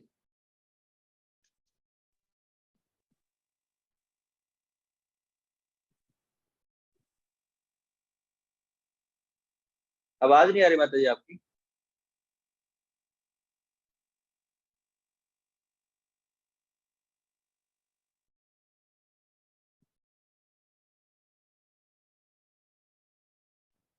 हरे कृष्णा। हाँ जी माता जी। जी माता जी। प्रभु जी, आपने चारों के एग्जाम्पल दिए एंड एजुकेटेड तक, अगली का भी कोई एग्जाम्पल दिया था क्या? Did I miss? हाँ हाँ हाँ, मैंने कुब्जा का उदाहरण दिया था, पांचवा कुब्जा। वो कुरूप थी, बदसूरत थी, अच्छा तो उनको भी भगवान ने उद्धार किया। तो भक्ति करने से बदसूरत से भी सुंदर हो सकते हैं, वो भी प्रारब्ध जा सकते हैं। प्रभु जी, एक है ना, जैसे हमने पहले डिवोटीज के साथ जब ये वाली बुक पढ़ी थी, तो एक साइकिल आता है ना, जो ना सिंफुल अविद्या से शुरू होके कुटुंब बीजम आगे इन आएगा सब माता का। जी, आगे आएगा, आगे आएगा, आगे आएगा, सब आएगा, टेंशन मत लो। जो भी आपने पढ़ा लिखा सुना सब आएगा। ठीक है, तो हम आगे बढ़ते हैं। तो अब जो पद्म पुराण में पाप के 4 प्रकार और बताए गए हैं। अभी रूप गोस्वामी ने डेफिनेशन दी थी, प्रकार बताए थे। अब पद्म पुराण में 4 प्रकार के पापों को बताया गया है। अप्रारब्धम फलम पापम कूटम बीजम फलोन्मुखम क्रमेणेव फलीयेन विष्णु भक्ति रसात्मनम। कि जब भगवान विष्णु की भक्ति कोई व्यक्ति करता है, तो क्या है? क्रमेण पाप मूल कर्मों के प्रभाव 4 प्रकार के होते हैं, जिसकी सूची इस प्रकार है ना। वह प्रभाव जो अभी तक फलीभूत नहीं हुआ है, अप्रारब्ध। दूसरा, बीज रूप में बीज रूप में पद्म रहने वाला प्रभाव, बीज, है ना। और तीसरा है वह प्रभाव जो पहले ही परिपक्व हो चुका है, प्रारब्ध, है ना। ये ब्रैकेट में जो है वो रूप गोस्वामी की डेफिनेशन के अनुसार है, और जो वैसे हम लाइन देख रहे हैं वो पद्म पुराण के अनुसार है। तो उसको कंपैरिजन करके बताया कि रूप गोस्वामी की डेफिनेशन के अनुसार वो चीज क्या है। और चौथा है जो लगभग परिपक्व होने ही वाला है ना, तो उसको बोला गया है कूट। तो ये 4 प्रकार के चीजें पद्म पुराण में बताई गई हैं। कूट मतलब जो प्रवृत्ति है, पापोन्मुक्त जो प्रवृत्ति है उसको कूट बोला गया है। इसका जो वर्णन है प्रभुपाद जी लिख रहे हैं 6 पेज पर, जो 2nd पैराग्राफ है, कि पद्म पुराण में कहा गया है कि पापों कर्मों के 4 प्रभाव होते हैं, जो उनके बारे में प्रभुपाद जी यहाँ पर आगे लिखते हैं।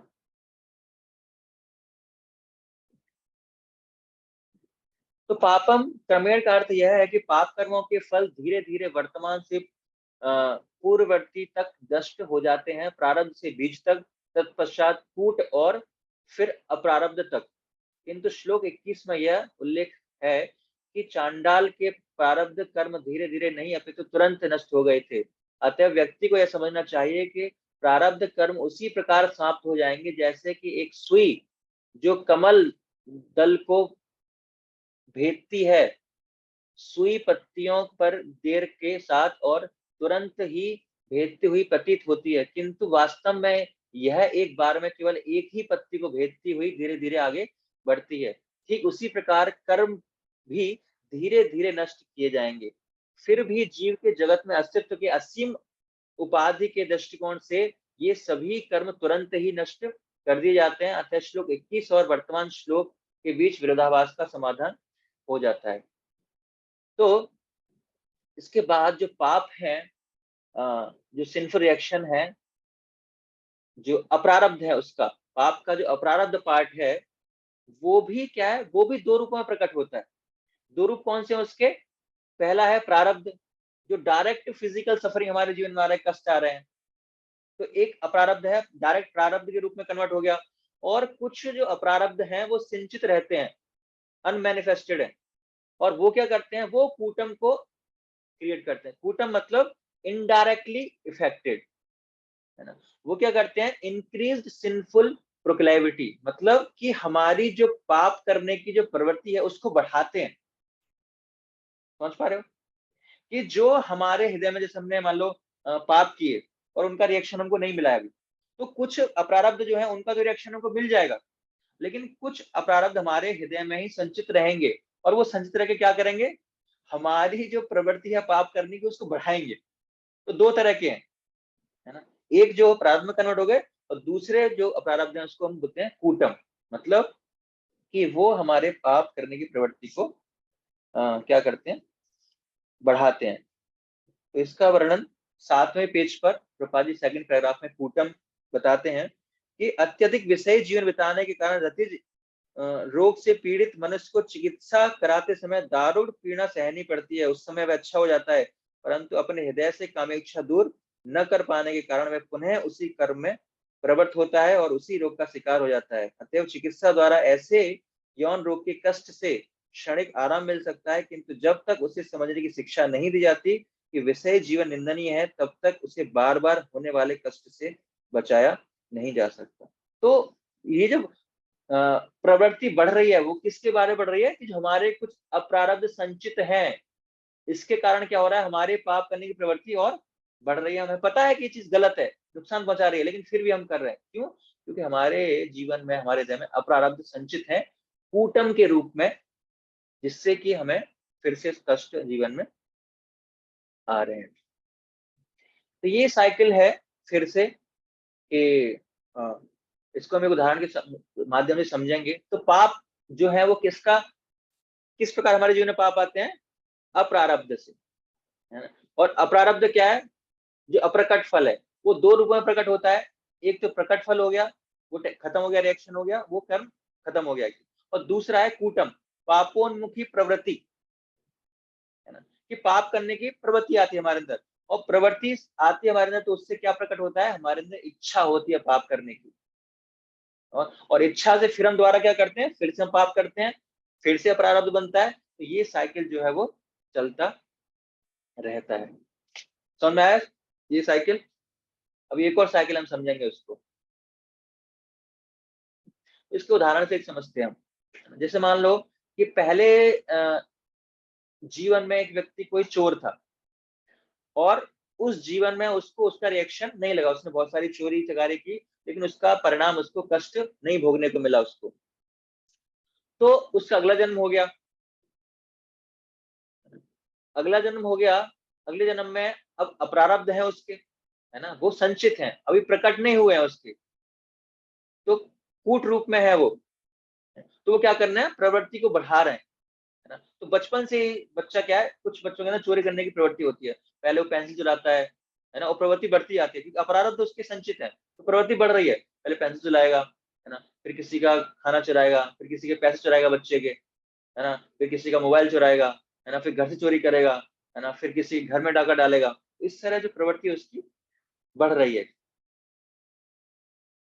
तो बैंक चुराएगा, और फिर बाद में फाइनली क्या होगा, पकड़ा जाएगा, और जो पिछले जन्म का जो कोटा था, इस जन्म का जो कोटा है, वो पूरा आपको एक साथ प्रकट फल जो पूर्ण प्रारब्ध के रूप में उसको मिल जाएगा। तो ऐसा कभी नहीं होगा कि कोई हमारा प्रारब्ध रहेगा, उसका फल मिलता रहेगा, जितने भी हम पाप कर रहे हैं उसका प्रकट फल कष्ट आज नहीं तो कल मिलेगा, और जितनी ज्यादा जितना देर मिलेगा हमको उतना ही उसकी मात्रा बढ़ेगी। क्यों? क्योंकि प्रवृत्ति हमारे अंदर बढ़ती जा रही है, पाप हमारे और ज्यादा होता है। तो अगर जिस पाप का रिएक्शन हमें तुरंत मिल जाता है तो सबसे बेस्ट है, क्योंकि जितना टाइम लगेगा वो पूरा साइकिल और बढ़ता जाएगा। तो ये उसका साइकिल है। ये दूसरा साइकिल है कि ऐसा मैं नहीं सोचना कि पाप किया कुछ फल नहीं आएगा, नहीं आएगा, जरूर आएगा, आज नहीं तो कल, कल नहीं तो परसों, परसों नहीं तो अगले जन्म में, अगले जन्म में तो 100 जन्म बाद, नहीं तो 1000 जन्म बाद, एक न एक दिन आएगा जिस समय वो परिस्थिति हमारे जीवन में आएगी, वो हमें उसका फल भुगतना ही पड़ेगा। तो हमने जाना कि अविद्या, अविद्या कारण है, तो अविद्या से क्या आता है, अविद्या से शुरुआत होती है ना, हर चीज का कारण हमने शुरुआत ऐसे की थी हमने कि जो हमारे जीवन में कलेश आ रहे हैं, जो दुख आ रहे हैं हमारे जीवन में, उसका कारण क्या है, अविद्या है। माता जी आप जो पूछ रही थी वो ये साइकिल है ना। तो अविद्या से क्या आता है, हमारे जीवन में सिंफुल डिजायर, इच्छा होती है पाप करने की, भोग करने की इच्छा होती है, पाप करने की इच्छा होती है, इसके कारण, अविद्या के कारण। और सिंफुल डिजायर से क्या होता है, सिंफुल एक्शन होता है, पाप करते हैं हम फिर, और जब हम पाप करते हैं तो फिर वो अप्रारब्ध बनता है ना। अप्रारब्ध मतलब अनमैनिफेस्ट रिएक्शन, उसका अभी मैनिफेस्ट नहीं हुआ है। तो जो अप्रारब्ध है वो दो चीजों में कन्वर्ट होता है। कुछ अप्रारब्ध किसमें आते हैं, प्रारब्ध में कन्वर्ट हो जाते हैं, डायरेक्ट सफरिंग मिलती है, क्लेश मिल गया आपको, टेंशन खत्म। और कुछ अप्रारब्ध क्या होते हैं, कूट में कन्वर्ट हो जाते हैं। कूट मतलब सिंफुल डिस्पोजिशन, कि हमारे अंदर प्रवृत्ति बढ़ रही है उस पाप करने की। अभी पाप अगर हमें उसका रिएक्शन नहीं मिला तो क्या हो रहा है, हमारी प्रवृत्ति बढ़ रही है, और प्रवृत्ति बढ़ेगी तो क्या होगा, फिर से हमारे अंदर इच्छा होगी, बीजम, है ना, और फिर से इच्छा होगी तो फिर से हम पाप करेंगे। तो ये फिर जो साइकिल है हमारे पाप करने का, प्रारब्ध का, अपरारब्ध का, कूटम का, बीजम का, ये जो पूरा साइकिल है ये चलता रहता है। तो इस तरह ये सारा कार्य करता है। और ये सारी चीजें, कूटम है, बीजम है, अपरारब्ध है, प्रारब्ध है, पापम है, अविद्या है, इन सबको मिटाने का केवल एक ही तरीका है, वो क्या है, वासुदेव भक्ति, है ना। जब हम भगवान की भक्ति करते हैं तो ये सारी चीजें चली जाएंगी, इसके अलावा और कोई उपाय नहीं है। तो अपने विकास के विविध चरणों में दोस्तों का यही विश्लेषण किया गया है। फलोन्मुख दोष यह है कि जिसका भोग हम अपने जीवन के वर्तमान समय में कर रहे हैं। बीज दोष हमारी विभिन्न प्रकार की इच्छाओं के द्वारा बीज की शैपथ अवस्था के स्तर पर होता है। कूटम बीजम की अवस्था से यह पूर्ण अर्थात अंकुरण के स्तर पर हो जाता है। तो ये पाप के बारे में हमने चर्चा किया कि जो कैसा साइकिल है, और ये सब तरह के कंक्लूजन अगर हम जाने, तो अगर आपको समझ में नहीं आया तो भी कोई दिक्कत नहीं, मैं अगर पूछ सकते हैं दोबारा, लेकिन फिर भी अगर आप किसी कारणवश नहीं पूछ पा रहे हैं तो कंक्लूजन क्या है, कंक्लूजन हमें ये ध्यान रखना है इसका, अगर हमें टेक्निकल चीजें नहीं भी आती तो कोई दिक्कत नहीं, लेकिन हमें कंक्लूजन क्या देखना है, भक्ति करनी है ना। अब प्रारब्ध है अपरारब्ध है कैसे भी हमें उतना भी उसमें नहीं घुसाएंगे तो भी कोई दिक्कत नहीं है। कंक्लूजन क्या है कि भक्ति करेंगे तो ये सब तरह के बीजम कूटम पापम अप्रारब्धम प्रारब्धम, सब तरह के पाप हमारे जीवन से नष्ट हो जाएंगे। इसके अलावा और कोई हमारे जीवन में कोई उपाय नहीं। यहाँ तक किसी कोई प्रश्न है तो प्रश्न पूछ सकते हैं।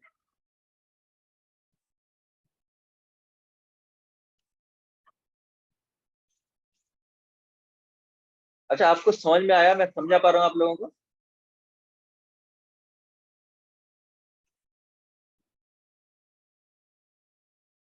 जी माता जी।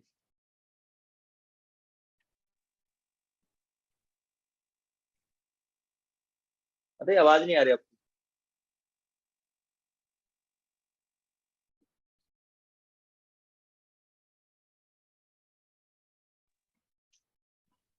हरे कृष्णा।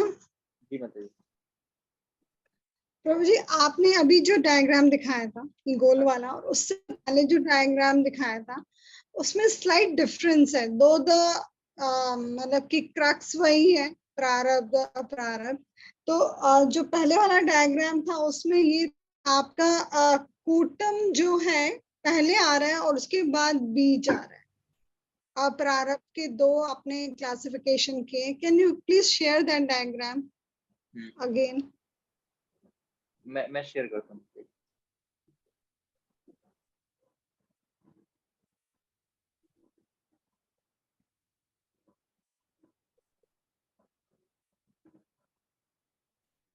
या दिस वन। तो ये जो पाप है अप्रारब्ध हो गया, और उसमें पहले कूट और बीज, राइट। और अभी वाला जो हमने लास्ट डायग्राम हमने देखा था इसके बाद वाला, यस, तो इसमें आपका पाप पहले आ रहा है, आई मीन बीज पहले आ रहा है। तो मेरा कहने का मतलब यही है कि उसमें नेक्स्ट वाले में बीज पहले आ रहा है and then the cycle starts, you know. नहीं माता जी, और इसमें एक सेकंड आप ध्यान से देखेंगे माता जी, तो दोनों में सेम है, कूटम ही है। वो ऊपर नीचे हो गया है, लेकिन आप अगर जो साइन है उसका, वो नीचे से ऊपर साइन था, वो ऊपर से नीचे साइन है, तो सीक्वेंस वही है।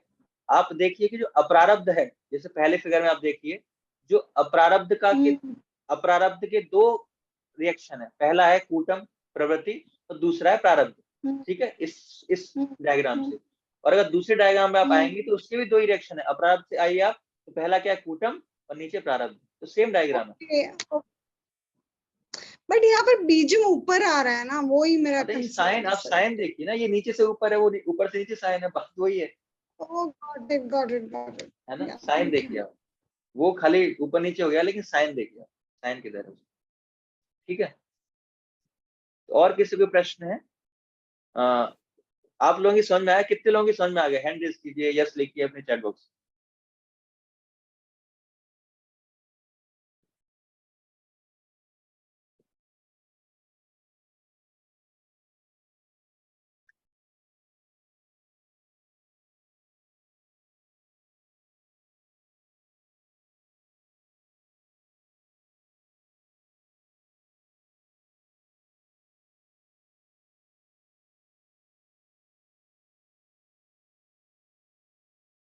ठीक है, हाँ, थैंक यू, मैं समझ पाया। मुझे मुझे मुझे टेंशन होती है इस वक्त जब मुझे ये आज वाला चैप्टर है, मुझे टेंशन होती है, बहुत टेक्निकल था।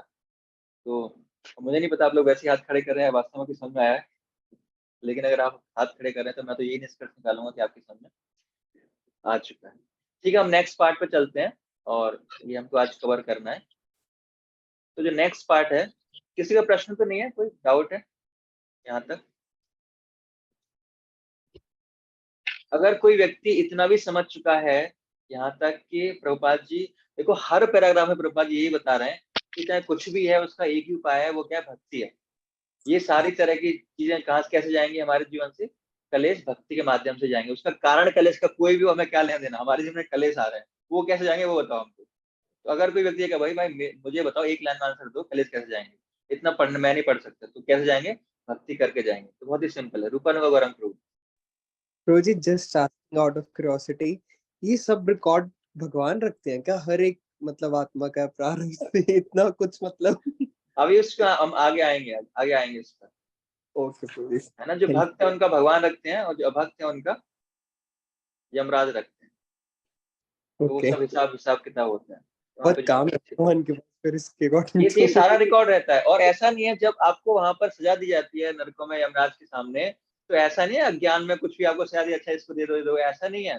पूरा बाकायदा आपका रिकॉर्ड दिखाया जाता है कि आपको ये सजा इसकी मिल रही है, आपने ये किया था, उसने पूरा आपके दस्तावेज पूरे साक्षात दिखाए जाते हैं कि ये सजा मिल रही है आपको। Okay thank you. अनंत जाना माता जी। प्रभु जी ये ना बहुत लंबा क्यों चल जाता है, इमीडिएट क्यों नहीं मिल जाते हैं? सॉरी, ये बहुत लंबा क्यों चल जाता है जन्मों जन्मों तक? माता जी एक्चुअली हम शुद्ध भक्ति कर नहीं पाते ना, दिक्कत ही है। इसे इसे कहते हैं ना, बहुनाम जन्म नाम अंते ज्ञान नाम से प्रत्यय वासुदेव सर्वमिति स महात्मा सुदुर्लभ है। कई जन्म बाद भी महात्मा ऐसा जो भगवान को सब कुछ मानता है, ऐसा महात्मा बहुत सुदुर्लभ है। तो हम तो बहुत सौभाग्यशाली हैं कि इस कौन से जुड़ गए, तो थोड़ा ये सब चीजें जानने को मिल पा रही हैं। अगर हम बाहर किसी व्यक्ति से जुड़े होते तो हमें पता ही नहीं होता क्या चल रहा है हमारे जीवन में, हमें लगता है सब भक्ति है ना। लेकिन अभी कम से कम समझ तो पा रहे हैं कि शुद्ध भक्ति है क्या। एटलीस्ट हमें थ्योरेटिकल तो पता है, भले ही हम प्रैक्टिकल नहीं कर पा रहे उसको, लेकिन थ्योरेटिकल तो पता है हमें कितना पानी में हम अभी कहाँ जाना है।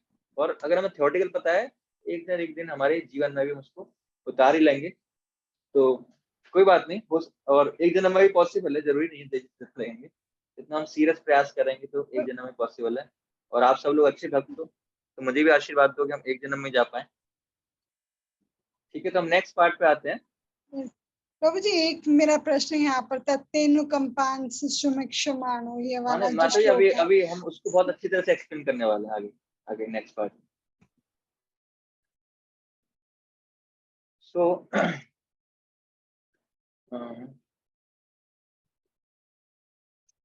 तो क्लेशाग्नि है ना, ये पहला है जो डिस्कस कर रहे हैं, क्लेशाग्नि। तो क्लेश मतलब कि हमारे जीवन में जो समस्या आ रही हैं तो हम क्लेश क्लेश कहते हैं। तो जब हम जप करते हैं तो ये सारे क्लेश हमारे जीवन से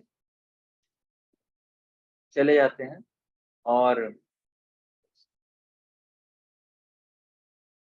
तो 3 प्रकार के भक्त होते हैं, है ना। पहले होते हैं जो नित्य सिद्ध भक्त, जो नित्य रूप से पार्षद हैं भगवान के। और दूसरा है साधना सिद्ध भक्त, जो साधना करके प्योरीफाई होकर तब वो सिद्ध होते हैं। और तीसरे होते हैं साधक। तो हम कौन सी कैटेगरी में तीनों में से? नित्य सिद्ध, साधना सिद्ध और साधक। साधक। हाँ, हो सकता है आप में से कोई साधना सिद्ध भी हो, लेकिन मैं तो भी साधक हूँ। तो अभी हम साधक है ना, हम साधना करने का प्रयास कर रहे हैं, हम साधना सिद्ध नहीं हुए, हम पूरी तरह से क्वालिफाई नहीं। और नित्य सिद्ध मतलब जो हमेशा भगवान के पार्षद, इटरनल रूप से शाश्वत रूप से सिद्ध है वो। तो प्रभुपाद कहते हैं कि साधक जब तक अपने सकाम करने की प्रवृत्ति से निवृत्त नहीं होता है, जब तक उसके जीवन में क्लेश आएंगे। जब तक हमारे अंदर सकाम कर्म है ना, फ्रूटी मेंटेलिटी है, तब तक हमारे जीवन में वो दुख आएंगे। प्रभुपाद जी भागवतम के 5वें स्कंद के 5वें अध्याय के 6वें श्लोक में बताते हैं कि सकाम कर्म की मेंटेलिटी से ऊपर उठना पड़ेगा और प्रयास करेंगे, तब हमारे जीवन से ये सारे क्लेश हमारे जीवन से जाएंगे। मात्र एक बार कृष्ण के पवित्र नाम को जप करने से एक व्यक्ति पाप में जीवन से समस्त पापों से मुक्त है। भगवान कह रहे हैं कि एक बार हरे कृष्ण बोल दिया, सारे पाप छूमंत कर। जब एक व्यक्ति तुलसी महारानी की प्रदक्षिणा करता है, जब हम सुबह सुबह यानी कानी च पापानि ब्रह्म हत्यादि कानी च तानि तानि प्रशंति प्रदक्षिणा पदे पदे, कि एक एक पद पर क्या करें, ब्रह्म हत्या जैसे पाप नष्ट हो रहे हैं। इतना भक्ति का लाभ है ना। भगवान भगवता में कहते हुए सर्व धर्मान परित्यज्य माम एकम शरणम भज, कि तुरंत मुझे समर्पित करो अपने जीवन को और मैं तुम्हें क्या करूंगा, सारे पापों से मुक्त कर दूंगा। सर्व धर्मान परित्यज्य। तो भगवान ये हमें आश्वासन यहाँ पर दे रहे हैं।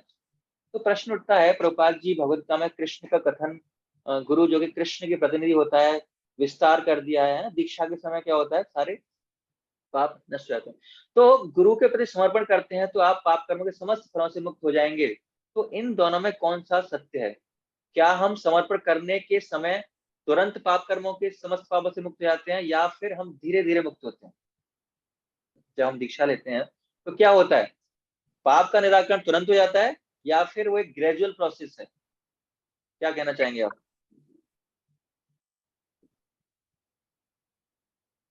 तुरंत पापों से मुक्ति आती है या समय लगता है? एक ग्रेजुअल प्रोसेस है या धीरे धीरे गुरु महाराज तुरंत धीरे ले धीरे लेते हैं। होते हैं प्रभु जी। लगता है प्रभु जी। धीरे धीरे? ठीक है, आगे हम देखते हैं। तो किंतु फिर हम इस भक्ति रसामृत सिंधु पर पढ़ते हैं कि एक भक्त को अपने पूर्व के दुष्कर्मों के फलों से तुरंत राहत आशा नहीं करनी चाहिए। अतः एक भक्त को जो परिणामी फलों से पूर्णतः मुक्त नहीं हुआ है, तो गंभीरता कृष्ण भागवत के अभ्यास में लगे रहना चाहिए, चाहे उसके मार्ग में कितनी ही आपदाएं क्यों ना हो। तो क्लेशाग्नि, तो श्रील प्रभुपाद के अन्य कुछ संकेत भी दिए हैं जो हमें प्रश्न का समाधान करने में सहायता कर सकते हैं। तो ये बहुत महत्वपूर्ण बात है जो हम आगे डिस्कस करने जा रहे हैं कि जब भक्त कृष्ण के प्रति शरणागत होता है तो क्या होता है, उस समय कृष्ण चार्ज ले लेते हैं उस भक्त का, है ना। अब जो कर्मों का जो प्रतिफल आएगा, जो कुछ भी उसके जीवन में सुख दुख आ रहा है, वो किसके माध्यम से आ रहा है? कृष्ण दे रहे हैं उसको। बाकी लोगों को कौन दे रहा है?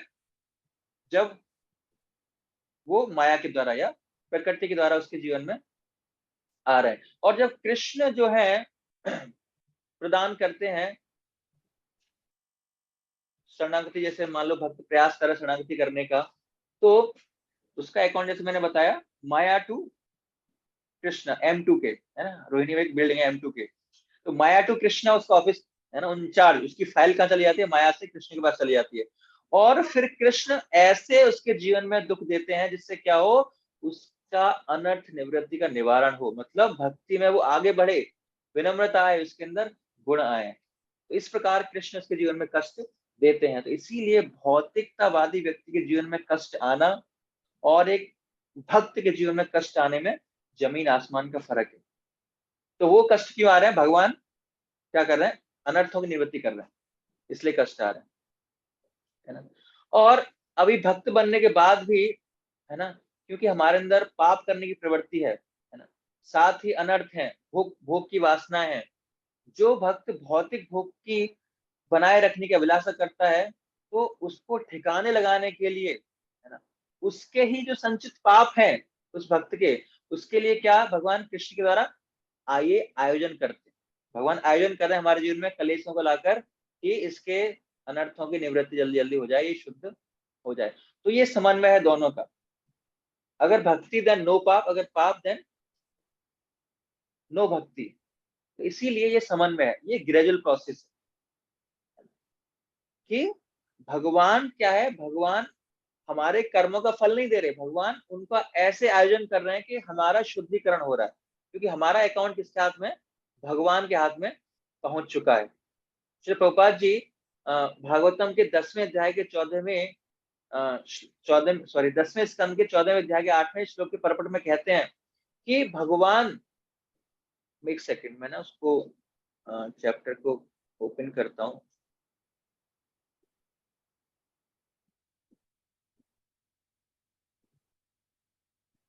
तो इसमें कहते हैं कि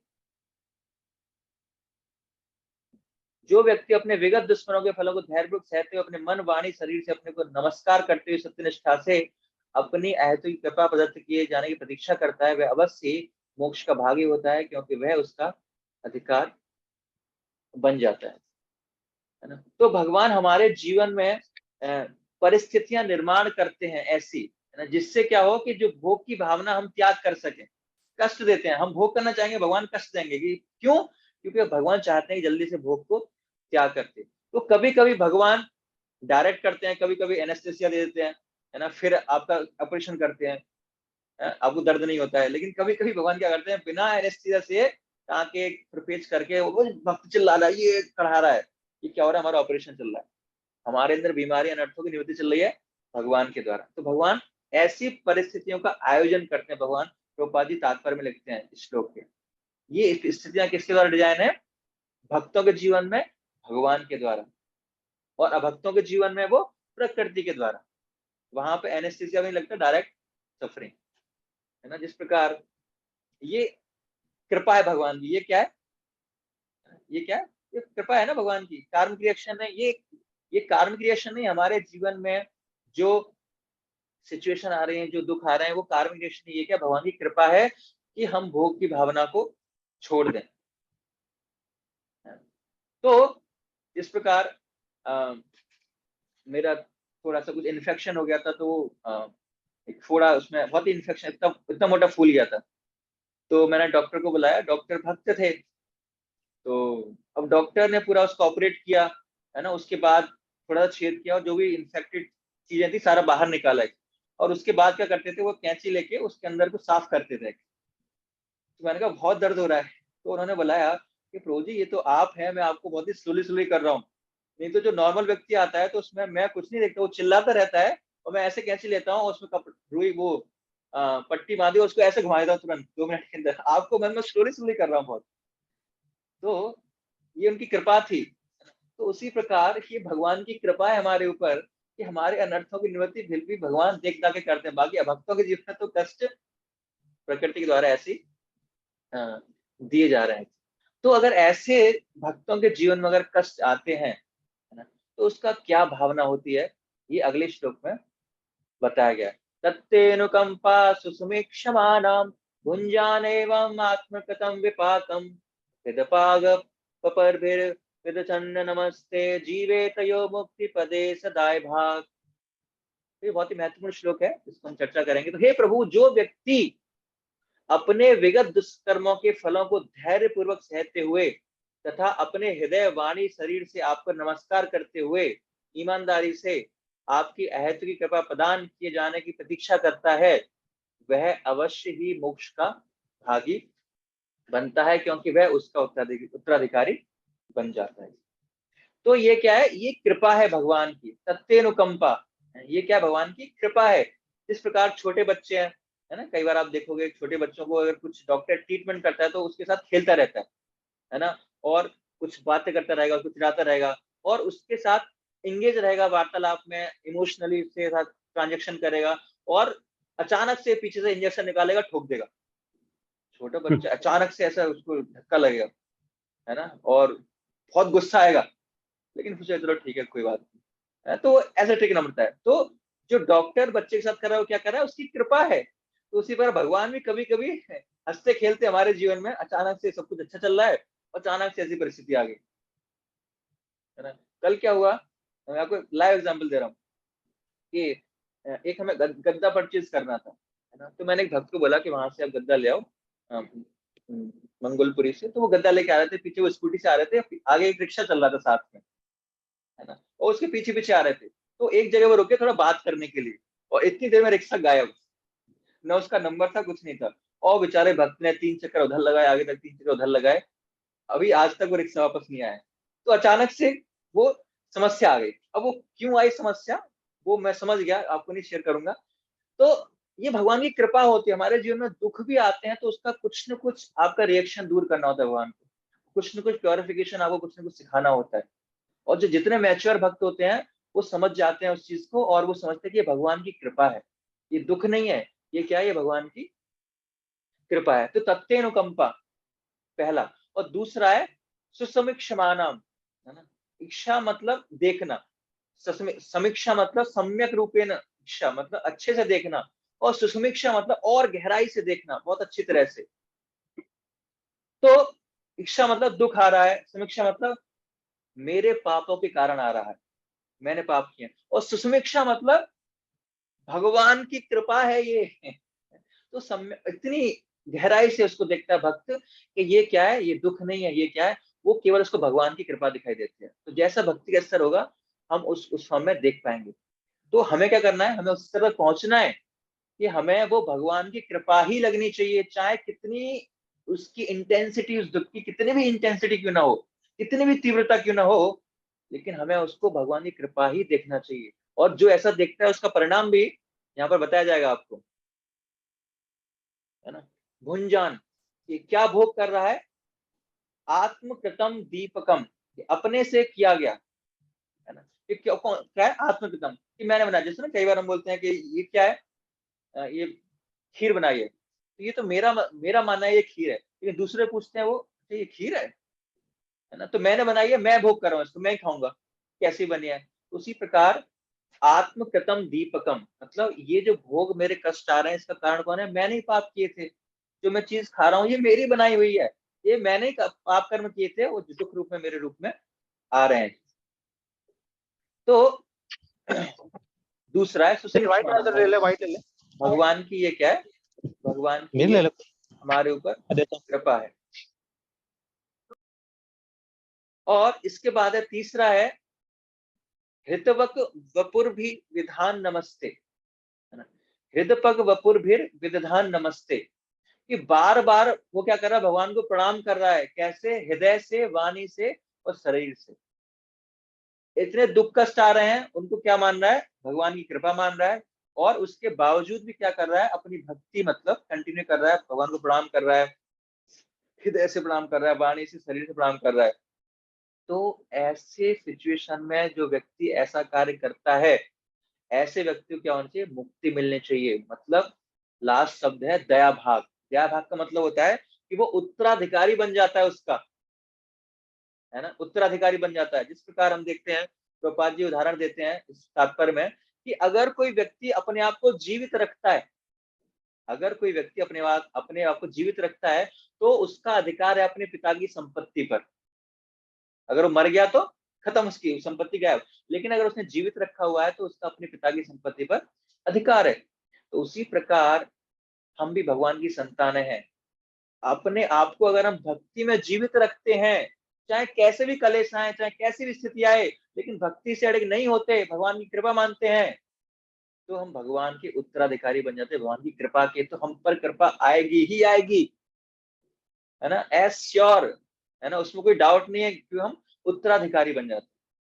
बस क्या करना है, हमको उस भक्ति को जीवित रखना है अपनी, चाहे कितने भी कलेश आए, चाहे हमारे जीवन में कैसी भी प्रॉब्लम आए, समस्याएं आए, बस अपनी भक्ति को जीवित रखना है। तत्ते अनुकंपा सुसमीक्षमानम भंजानो एवं आत्मकृत विपाकम, कि हृदय से, वाणी से हमें नमस्कार करना भगवान को, कृपा समझना कि भगवान की कृपा है, कि मेरे कारण है, कोई और इसका जिम्मेदार नहीं है। तो ऐसा व्यक्ति जो ऐसे कंडीशन में भगवान को हृदय से प्रणाम करता है, स्वीकार करता है उनको कृपा के रूप में, तो वो उत्तराधिकारी बन जाता है भक्ति का। तो अगर भक्तों के जीवन में, अगर हमारे जीवन में कलेश आते हैं, तो निश्चित रूप से वो क्यों आ रहे हैं, वो भगवान का प्रयोजन है। क्यों, क्या प्रयोजन है, हमको सुधारने का। भगवान की एक स्थिति डिजाइन की है कि जो हमारे भोग करने की प्रवृत्ति है, पाप करने की प्रवृत्ति है, अनर्थ है, तो उनको निकालना है भगवान को। इसके लिए क्या है, थोड़ा सा ट्रीटमेंट भगवान को करना पड़ेगा, इंजेक्शन लगाना पड़ेगा, कभी कभी ऑपरेशन भी करना पड़ सकता है। तो इस तरह हमारे जीवन में भी कलेश आएंगे। और जब हमारे जीवन में कलेश आए भक्तों के जीवन में, तो हमारा भाव क्या रहना चाहिए, सत्यानुकंपा, ये भगवान की कृपा है। और इस परिस्थिति में भी अगर हम भगवान की कृपा को समझेंगे इन परिस्थितियों में भी, और अपने आप को जीवित रखेंगे किसमें, भक्ति में। जिस प्रकार भौतिक जीवन में व्यक्ति अपने आप को जीवित रखता है, तो उसका वो उत्तराधिकारी माना जाता है, उसी प्रकार भक्ति में अपने आप को हम जीवित रखते हैं, चाहे कैसी परिस्थिति आए, तो हम भी उत्तराधिकारी भगवान के कहलाए। तो ये भक्त का रिएक्शन होता है जब उसके जीवन में क्लेश या दिक्कतें आती हैं, तो है। और दूसरा है यस्याहम अनुग्रहाणामि हरिष्ये तद्धनम सनय तत्तो धनम त्यज ग्रंथि अस्य सजना दुख दुखिता। तो जब मैं किसी पर दया करता हूँ, भगवान कह रहे हैं, जब मैं किसी पर विशेष कृपा करता हूँ, तो क्या करता हूँ, उसका सारा भौतिक धन छीन लेता हूँ। कुछ तो ये कैसी दया भगवान, है ना। तो अब जब कोई ये श्लोक सुनेगा, तो वो कहेगा भाई मुझे भक्ति में आगे नहीं बढ़ना, मैं जैसे ही भक्ति में आगे बढ़ूंगा, क्या करेंगे भगवान, धन खींच लेंगे मेरा, तो मैं भक्ति करूंगा ही नहीं, आगे स्टॉप कर देगा। बट ऐसा नहीं करना है।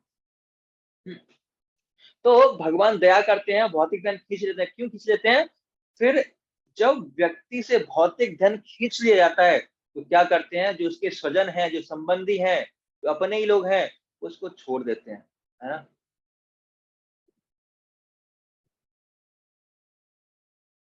इस प्रकार जब तक आपके पैसा है, तो लोग पूछेंगे आप कैसे हो, जब तक है पैसे, लोग पूछेंगे आप हो कैसे, और जैसे ही पैसा हो गया, तो फिर कोई हमें नहीं पूछता, कोई फोन नहीं। तो वो दुखी हो जाता है। फिर उसके बाद लोग छोड़ गए उसको, जो अपने सजन है वो छोड़ गए, कुछ काम का नहीं है, अब ये दुखी हो गया, कोई आशा नहीं बचता। तो ऐसे व्यक्ति कृष्ण की ओर मुख करता है, कि अब मैं कृष्ण की ओर जाऊंगा। तो ये कृष्ण कृपा करते हैं। अगर हमारे जीवन से ऐसा कुछ हो रहा है ना, धन जा रहा है, कुछ चोरी चकारी हो गई, तो ये कृष्ण की कृपा है कि हमारे जीवन से सारे आसक्तियों को, अटैचमेंट को भगवान दूर कर रहे हैं कि अभी हमने मुख इधर किया हुआ है ना, जो हमारे पास संसाधन है, लेकिन भगवान चाहते हैं इधर से मुख करके भगवान की ओर करें। भगवान की ओर कब करेंगे? जब यहाँ खाली होगा, कुछ होगा नहीं। तो यहाँ बहुत सारी चीजें होंगी तो मैं इधर ही मुंह रहेगा, तो भगवान करते हैं इधर को गायब कर देते हैं कि भाई इधर मुंह करो, है ना। जैसे कई बार छोटे बच्चे होते हैं, तो किस तरफ देख रहा है, तो मान लो टीवी की तरफ देख रहा है, हम उससे बात कर रहे हैं और वो सुन नहीं रहा हमारी बात, हम क्या करें, टीवी बंद कर देंगे, और टीवी बंद करेंगे तुरंत हमारी तरफ देखेगा। तो इस तरह भगवान क्या कर रहे हैं, हम भी टीवी देख रहे हैं, भौतिक आनंद देख रहे हैं इधर उधर, तो भगवान क्या करेंगे, छीन लेंगे उसको, खत्म कर देंगे, तो फिर हम भगवान की तरफ मुख करेंगे। तो ये भगवान की क्या है, कृपा है। जिस प्रकार अवंती ब्राह्मण का सारा धन छीन लिया, इंद्र का ऐश्वर्य भगवान ने छीन लिया, है ना। तो 3 स्तर के साधक होते हैं। पहला है पूरा प्रगल्भ साधक, है ना, पूरी श्रद्धा है, शुद्ध भक्त हैं। और दूसरे स्तर पर होता है कि थोड़ा सा पहले का निकाल लेंगे तो भक्ति छोड़ देगा। तो भगवान जो जिसके साथ ऐसी क्रिया करते धन चीज से, वो क्या है, वो सेकंड कैटेगरी में आता है ना। प्रगल्भ साधक है, खाली साधक से थोड़ा ऊपर है, प्रगल्भ साधक, थोड़ी श्रद्धा है। अगर हमारे साथ भगवान ऐसा करेंगे हम तो भक्ति थोड़ी पक्का चले जाएंगे। तो हमारे साथ साधक, जो हम जैसे साधक है उनके साथ भगवान ऐसा नहीं करते। तो थोड़ी सी प्रगाढ़ साधक हैं, जिनके अंदर थोड़ी श्रद्धा उच्च कोटि की आ चुकी है, उनके साथ ही भगवान खेल करते हैं। जिसका प्रपात जी कहते हैं इस श्लोक को कोट करके कि भगवान ने क्या किया, मेरा सब कुछ छीन लिया, है ना। तो प्रपात को समझ में आ गया, हम तो भक्ति छोड़ देंगे, लेकिन प्रपात ने क्या किया, तुरंत सब कुछ छोड़ छाड़ के वृंदावन में सेटल हो गया। ये भगवान की कृपा है, प्रपात ने उसको इस तरह लिया है। तो इसीलिए भगवान हमारे ऊपर कृपा कर रहे हैं धन छूटने की, है ना, कि हमने अनर्थों को क्या है, पकड़ा हुआ है। जैसे जिस प्रकार एक बार इंद्र, एक बार सूकर था, है ना, शुक्र योनि में उसको जन्म लेना पड़ा, तो ब्रह्मा जी उसके पास जाते हैं, भाई कि तुम वहां पे इंद्र के राजा हो, इतना ऐश्वर्य है। इंद्र मना कर देगा, नहीं नहीं भाई, मैं खुश हूँ, खूब अच्छी अच्छी मेरी रानियां हैं, सुंदर सुंदर बच्चे हैं, क्यूट क्यूट से, है ना, इतनी सारी गर्लफ्रेंड्स हैं, सुंदर सुंदर हलवा गरम गरम खाने को मिलता है यहाँ पर मल के रूप में, तो इस समय हम सेटिस्फाई अपने जीवन से, बहुत अच्छा है। उसी प्रकार हम भी भौतिक आनंद में इतने फंसे हुए हैं, निकलना नहीं चाहते, भगवान जबरदस्ती हमें निकालते, जबरदस्ती अपनी तरफ मुंह करना चाहते हैं। जिस प्रकार ब्रह्मा जी उस इंद्र को फिर जबरदस्ती लेके जाते हैं, वो जाना नहीं चाहता। उसी प्रकार भगवान भी भक्तों के साथ कभी कभी जबरदस्ती इस तरह करते हैं। तो इसीलिए इस श्लोक को हमें गलत नहीं समझना चाहिए, है ना। ये अगर भगवान हमारे जीवन से कष्टों को अगर ऐसा धन या भौतिक ऐश्वर्य हमारे जीवन से जा रहा है, ये भगवान की कृपा की पहली इंस्टॉलमेंट है। भगवान चाहते हैं कि हम भगवान की तरफ मुख करें। तो माधुर्य कदमनी में बताया गया है कि कौन से स्तर पर कौन कौन सी चीजें पूरी तरह से खत्म हो जाती हैं। तो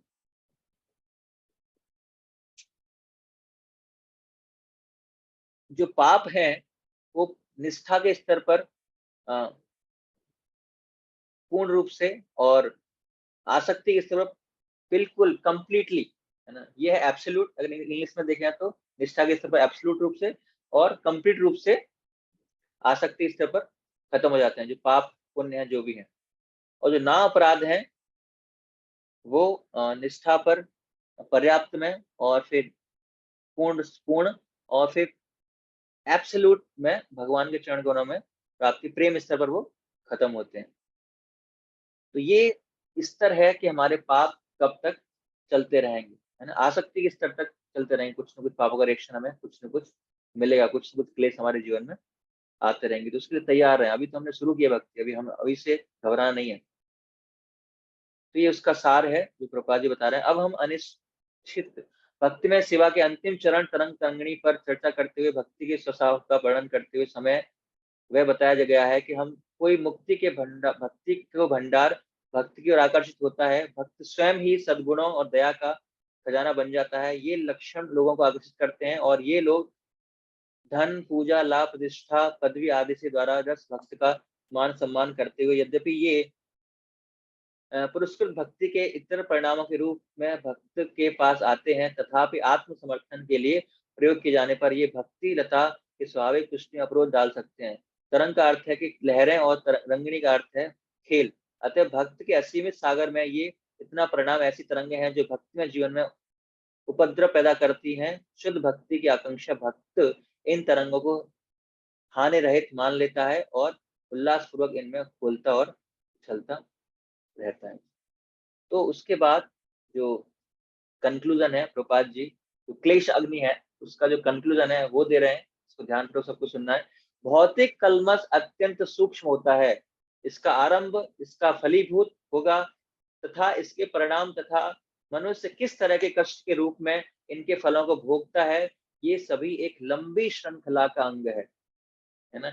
जब किसी को कोई रोग हो जाता है तो रोग के कारण वो निश्चित कर पाना प्राय अत्यंत कठिन होता है ना। हमने प्रयास किया कि हमारे कर्मों का क्या कारण है, लेकिन बहुत कठिन है। हमारे पापमूल कर्मों के बीजों को फलीभूत होने से रोकने का व्यवहारिक टीका है एकमात्र कृष्ण भावनामृत में संलग्न हो। तो ये कंक्लूजन है कि क्लेशाग्नि करनी है तो एकमात्र हमारे पास यही उपाय है, बाकी सारे उपाय कोई सार्थक नहीं है, केवल कृष्ण भावना में हमें संलग्न होना है। और अंतिम शब्द प्रपात के, यह पापमूल कामना रूपी बीज केवल कृष्ण भावनामृत की प्राप्ति के द्वारा ही हटाया जा सकता है, और यह महामंत्र या हरे कृष्ण मंत्र के जप कीर्तन द्वारा अत्यंत आसानी से किया जा सकता है। केवल क्या करना है, हरे कृष्ण कीर्तन करना है, बहुत आसान है। जैसे कि चैतन्य महाप्रभु ने संस्तुति की है, दूसरे शब्दों में जब तक मनुष्य भक्ति मार्ग को ग्रहण नहीं कर पाता तब तक वह पाप कर्मों के फलों से 100% शुद्ध नहीं हो सकता। जगत गुरु श्री प्रभुपाद की जय। तो ये भक्त का भाव होना चाहिए कि अगर हम भक्ति करेंगे तो सब प्रकार के कलेश कूटम बीजम पापम सब सारे नष्ट हो जाएंगे। तो इसका एकमात्र सॉल्यूशन हमारे पास क्या है, भगवान की भक्ति। तो ये था क्लेशाग्नि जो हमने आज डिस्कस किया, और जो रेस्ट ऑफ द फाइव्स हैं वो हम कल चर्चा करेंगे, क्योंकि हमारा उत्तर अभी साधक का है। तो इसीलिए हमारे जो क्लेशाग्नि बहुत महत्वपूर्ण है, क्योंकि हम इससे जूझ रहे हैं अभी, और जो बाकी के 5 हैं वो तो कभी आएंगे जब देखा जाएगा, इसलिए उनको हम शॉर्ट में चर्चा करेंगे एक ही दिन पे। हरे कृष्ण। किसी कोई प्रश्न है तो प्रश्न पूछ सकते हैं।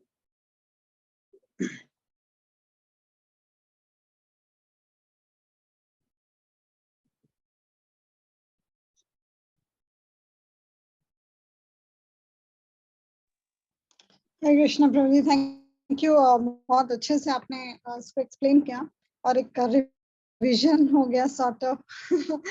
और प्रभु जी जैसे आपने कहा कि कृष्ण चार्ज ले लेते हैं, ठीक है, एंड जो भी आता है तो हमारे जो भी अनर्थ हैं या जो भी भोगों की प्रवृत्ति हैं उनको खत्म करने के लिए ही जस्ट गिव्स अस टोकन इन टोकन। और ये भी है कि मतलब कि भक्त का लेवल भी होना चाहिए ना उसको सहन करने के लिए। जैसे मेरे जैसे का तो लेवल नहीं है तो छोटा मिलेगा। भगवान को पता है, भगवान को पता है, उसी हिसाब से भगवान सफरिंग देते हैं, है ना। हमारे जीवन में उसी हिसाब से सफरिंग आ रही है। जो हमसे और उच्च लेवल के भक्त हैं, जो सन्यासी हैं, जो शुद्ध की भक्ति के लेवल पर है, उनके जीवन में उस प्रकार के कष्ट आ रहे हैं। अगर वो कष्ट हमारे जीवन में आ गए तो हमारा तो गया काम, हो गया काम। वो हम सोच भी नहीं सकते उनके जीवन में True. कि उस प्रकार के कष्ट आ रहे हैं, क्योंकि वो उनको सहन कर सकते, हम नहीं कर सकते। इसलिए प्रपात भगवान उतने ही देते हैं जितना हम सहन कर पाए, और हमें सहन करना चाहिए। भगवान बैलेंस कर रहे हैं उसको। प्रभु जी ना जैसे आपने ये भी दीक्षा का एग्जांपल दिया था कि दीक्षा के समय सारे पाप कट जाते हैं, फिर बाद में क्यों सफरिंग होता है। तो उसमें उसमें क्या होता है कि लाइक जब अग्नि में सारे हमारे पिछले पाप कर्मों का जो भी काउंट है वो स्वाहा हो जाता है, तो जो बाद में हम करते हैं उसका रिजल्ट समय मिलता है। और वो माता जी एक्चुअली ये एक प्रक्रिया है माता जी, ये कोई ऐसा नहीं स्विच नहीं है, बटन नहीं है, बटन दबाया स्वाहा हो गया। वो प्रक्रिया सार्थक है, लेकिन वो उसी मात्रा में पाप कर्म कटते हैं जिस मात्रा में हमारा गुरु से संबंध है, जितना रिलेशन है, श्रद्धा है, तो उसी मात्रा में वो पाप कर्म कटेंगे। अगर हमारा संबंध नहीं है ना, किसी मतलब दीक्षा ले लो गुरु महाराज से, तो मैं भी ले लेता हूँ, हम जानते नहीं उनको अच्छी तरह से, संबंध बहुत दूर की बात है, तो नहीं कटेंगे हमारे पाप। तो ये एक प्रक्रिया, दीक्षा इज अ बहुत अच्छी प्रक्रिया है अगर हम पाप कर्म दूर करने हैं। इसीलिए मैं तो सबको सजेस्ट करता हूँ कि भाई मतलब जब तक आप पूरी तरह उसके लिए तैयार नहीं हो दीक्षा के लिए, तो मत लो, कोई जल्दबाजी नहीं है। अगर जल्दबाजी करेंगे तो कोई पाप नहीं जाएगा, सारे पाप रहेंगे हमारे, क्योंकि हमने अभी जितना दीक्षा की प्रणाली को समझा है, ना हमारा गुरु से कोई संबंध है, ना हमें कुछ पता है, तो वो काम ही नहीं करेगा। तो काम जब करेगा जब हम पूरा अच्छी तरह से उस प्रक्रिया को समझेंगे, उतनी ही मात्रा में ये था हमारे प्रबंधन, वो पाप कर्म गुरु के माध्यम से कृष्ण को ट्रांसफर होंगे, सारे नहीं होंगे।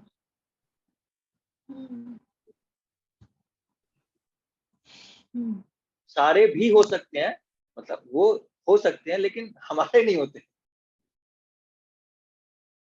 प्रभु जी यहाँ पर मेरे को आज सुबह से मैं एक चीज सोच रही थी कि लाइक हम हमारे प्रभुपाद कहते हैं कि ना जब शिष्य इसको अच्छे से फॉलो नहीं करता है 4 एक्स और 16 राउंड्स एटलीस्ट मिनिमम वो फॉलो नहीं करता है, तो फिर गुरु को कष्ट सहन करता है। And Prabhupada also suffered and we see many of the मतलब sannyasis are also suffering as my Guru Maharaj is also.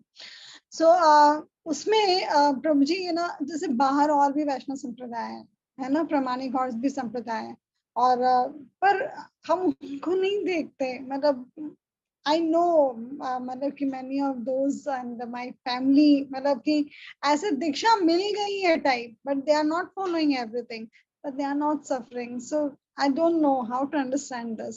They are not suffering as my Guru. Again, this is depend on our relation with Guru, है ना।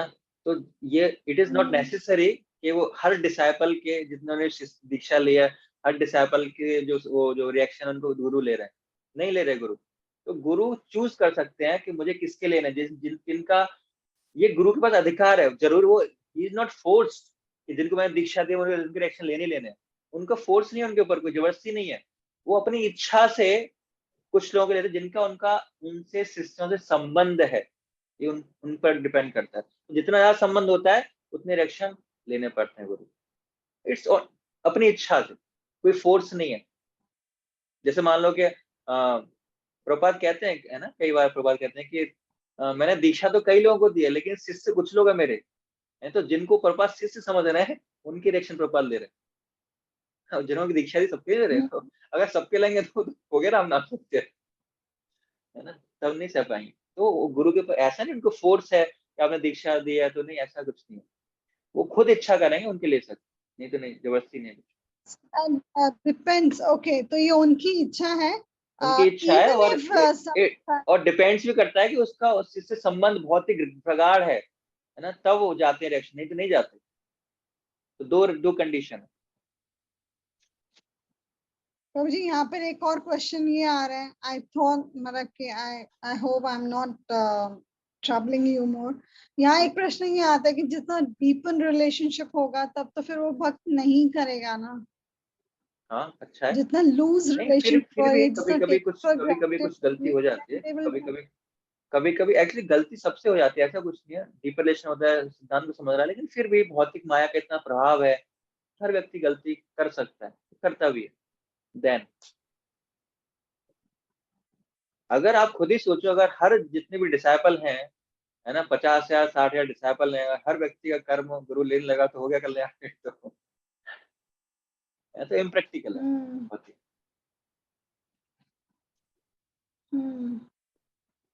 ठीक है माता जी। और किसी को प्रश्न है?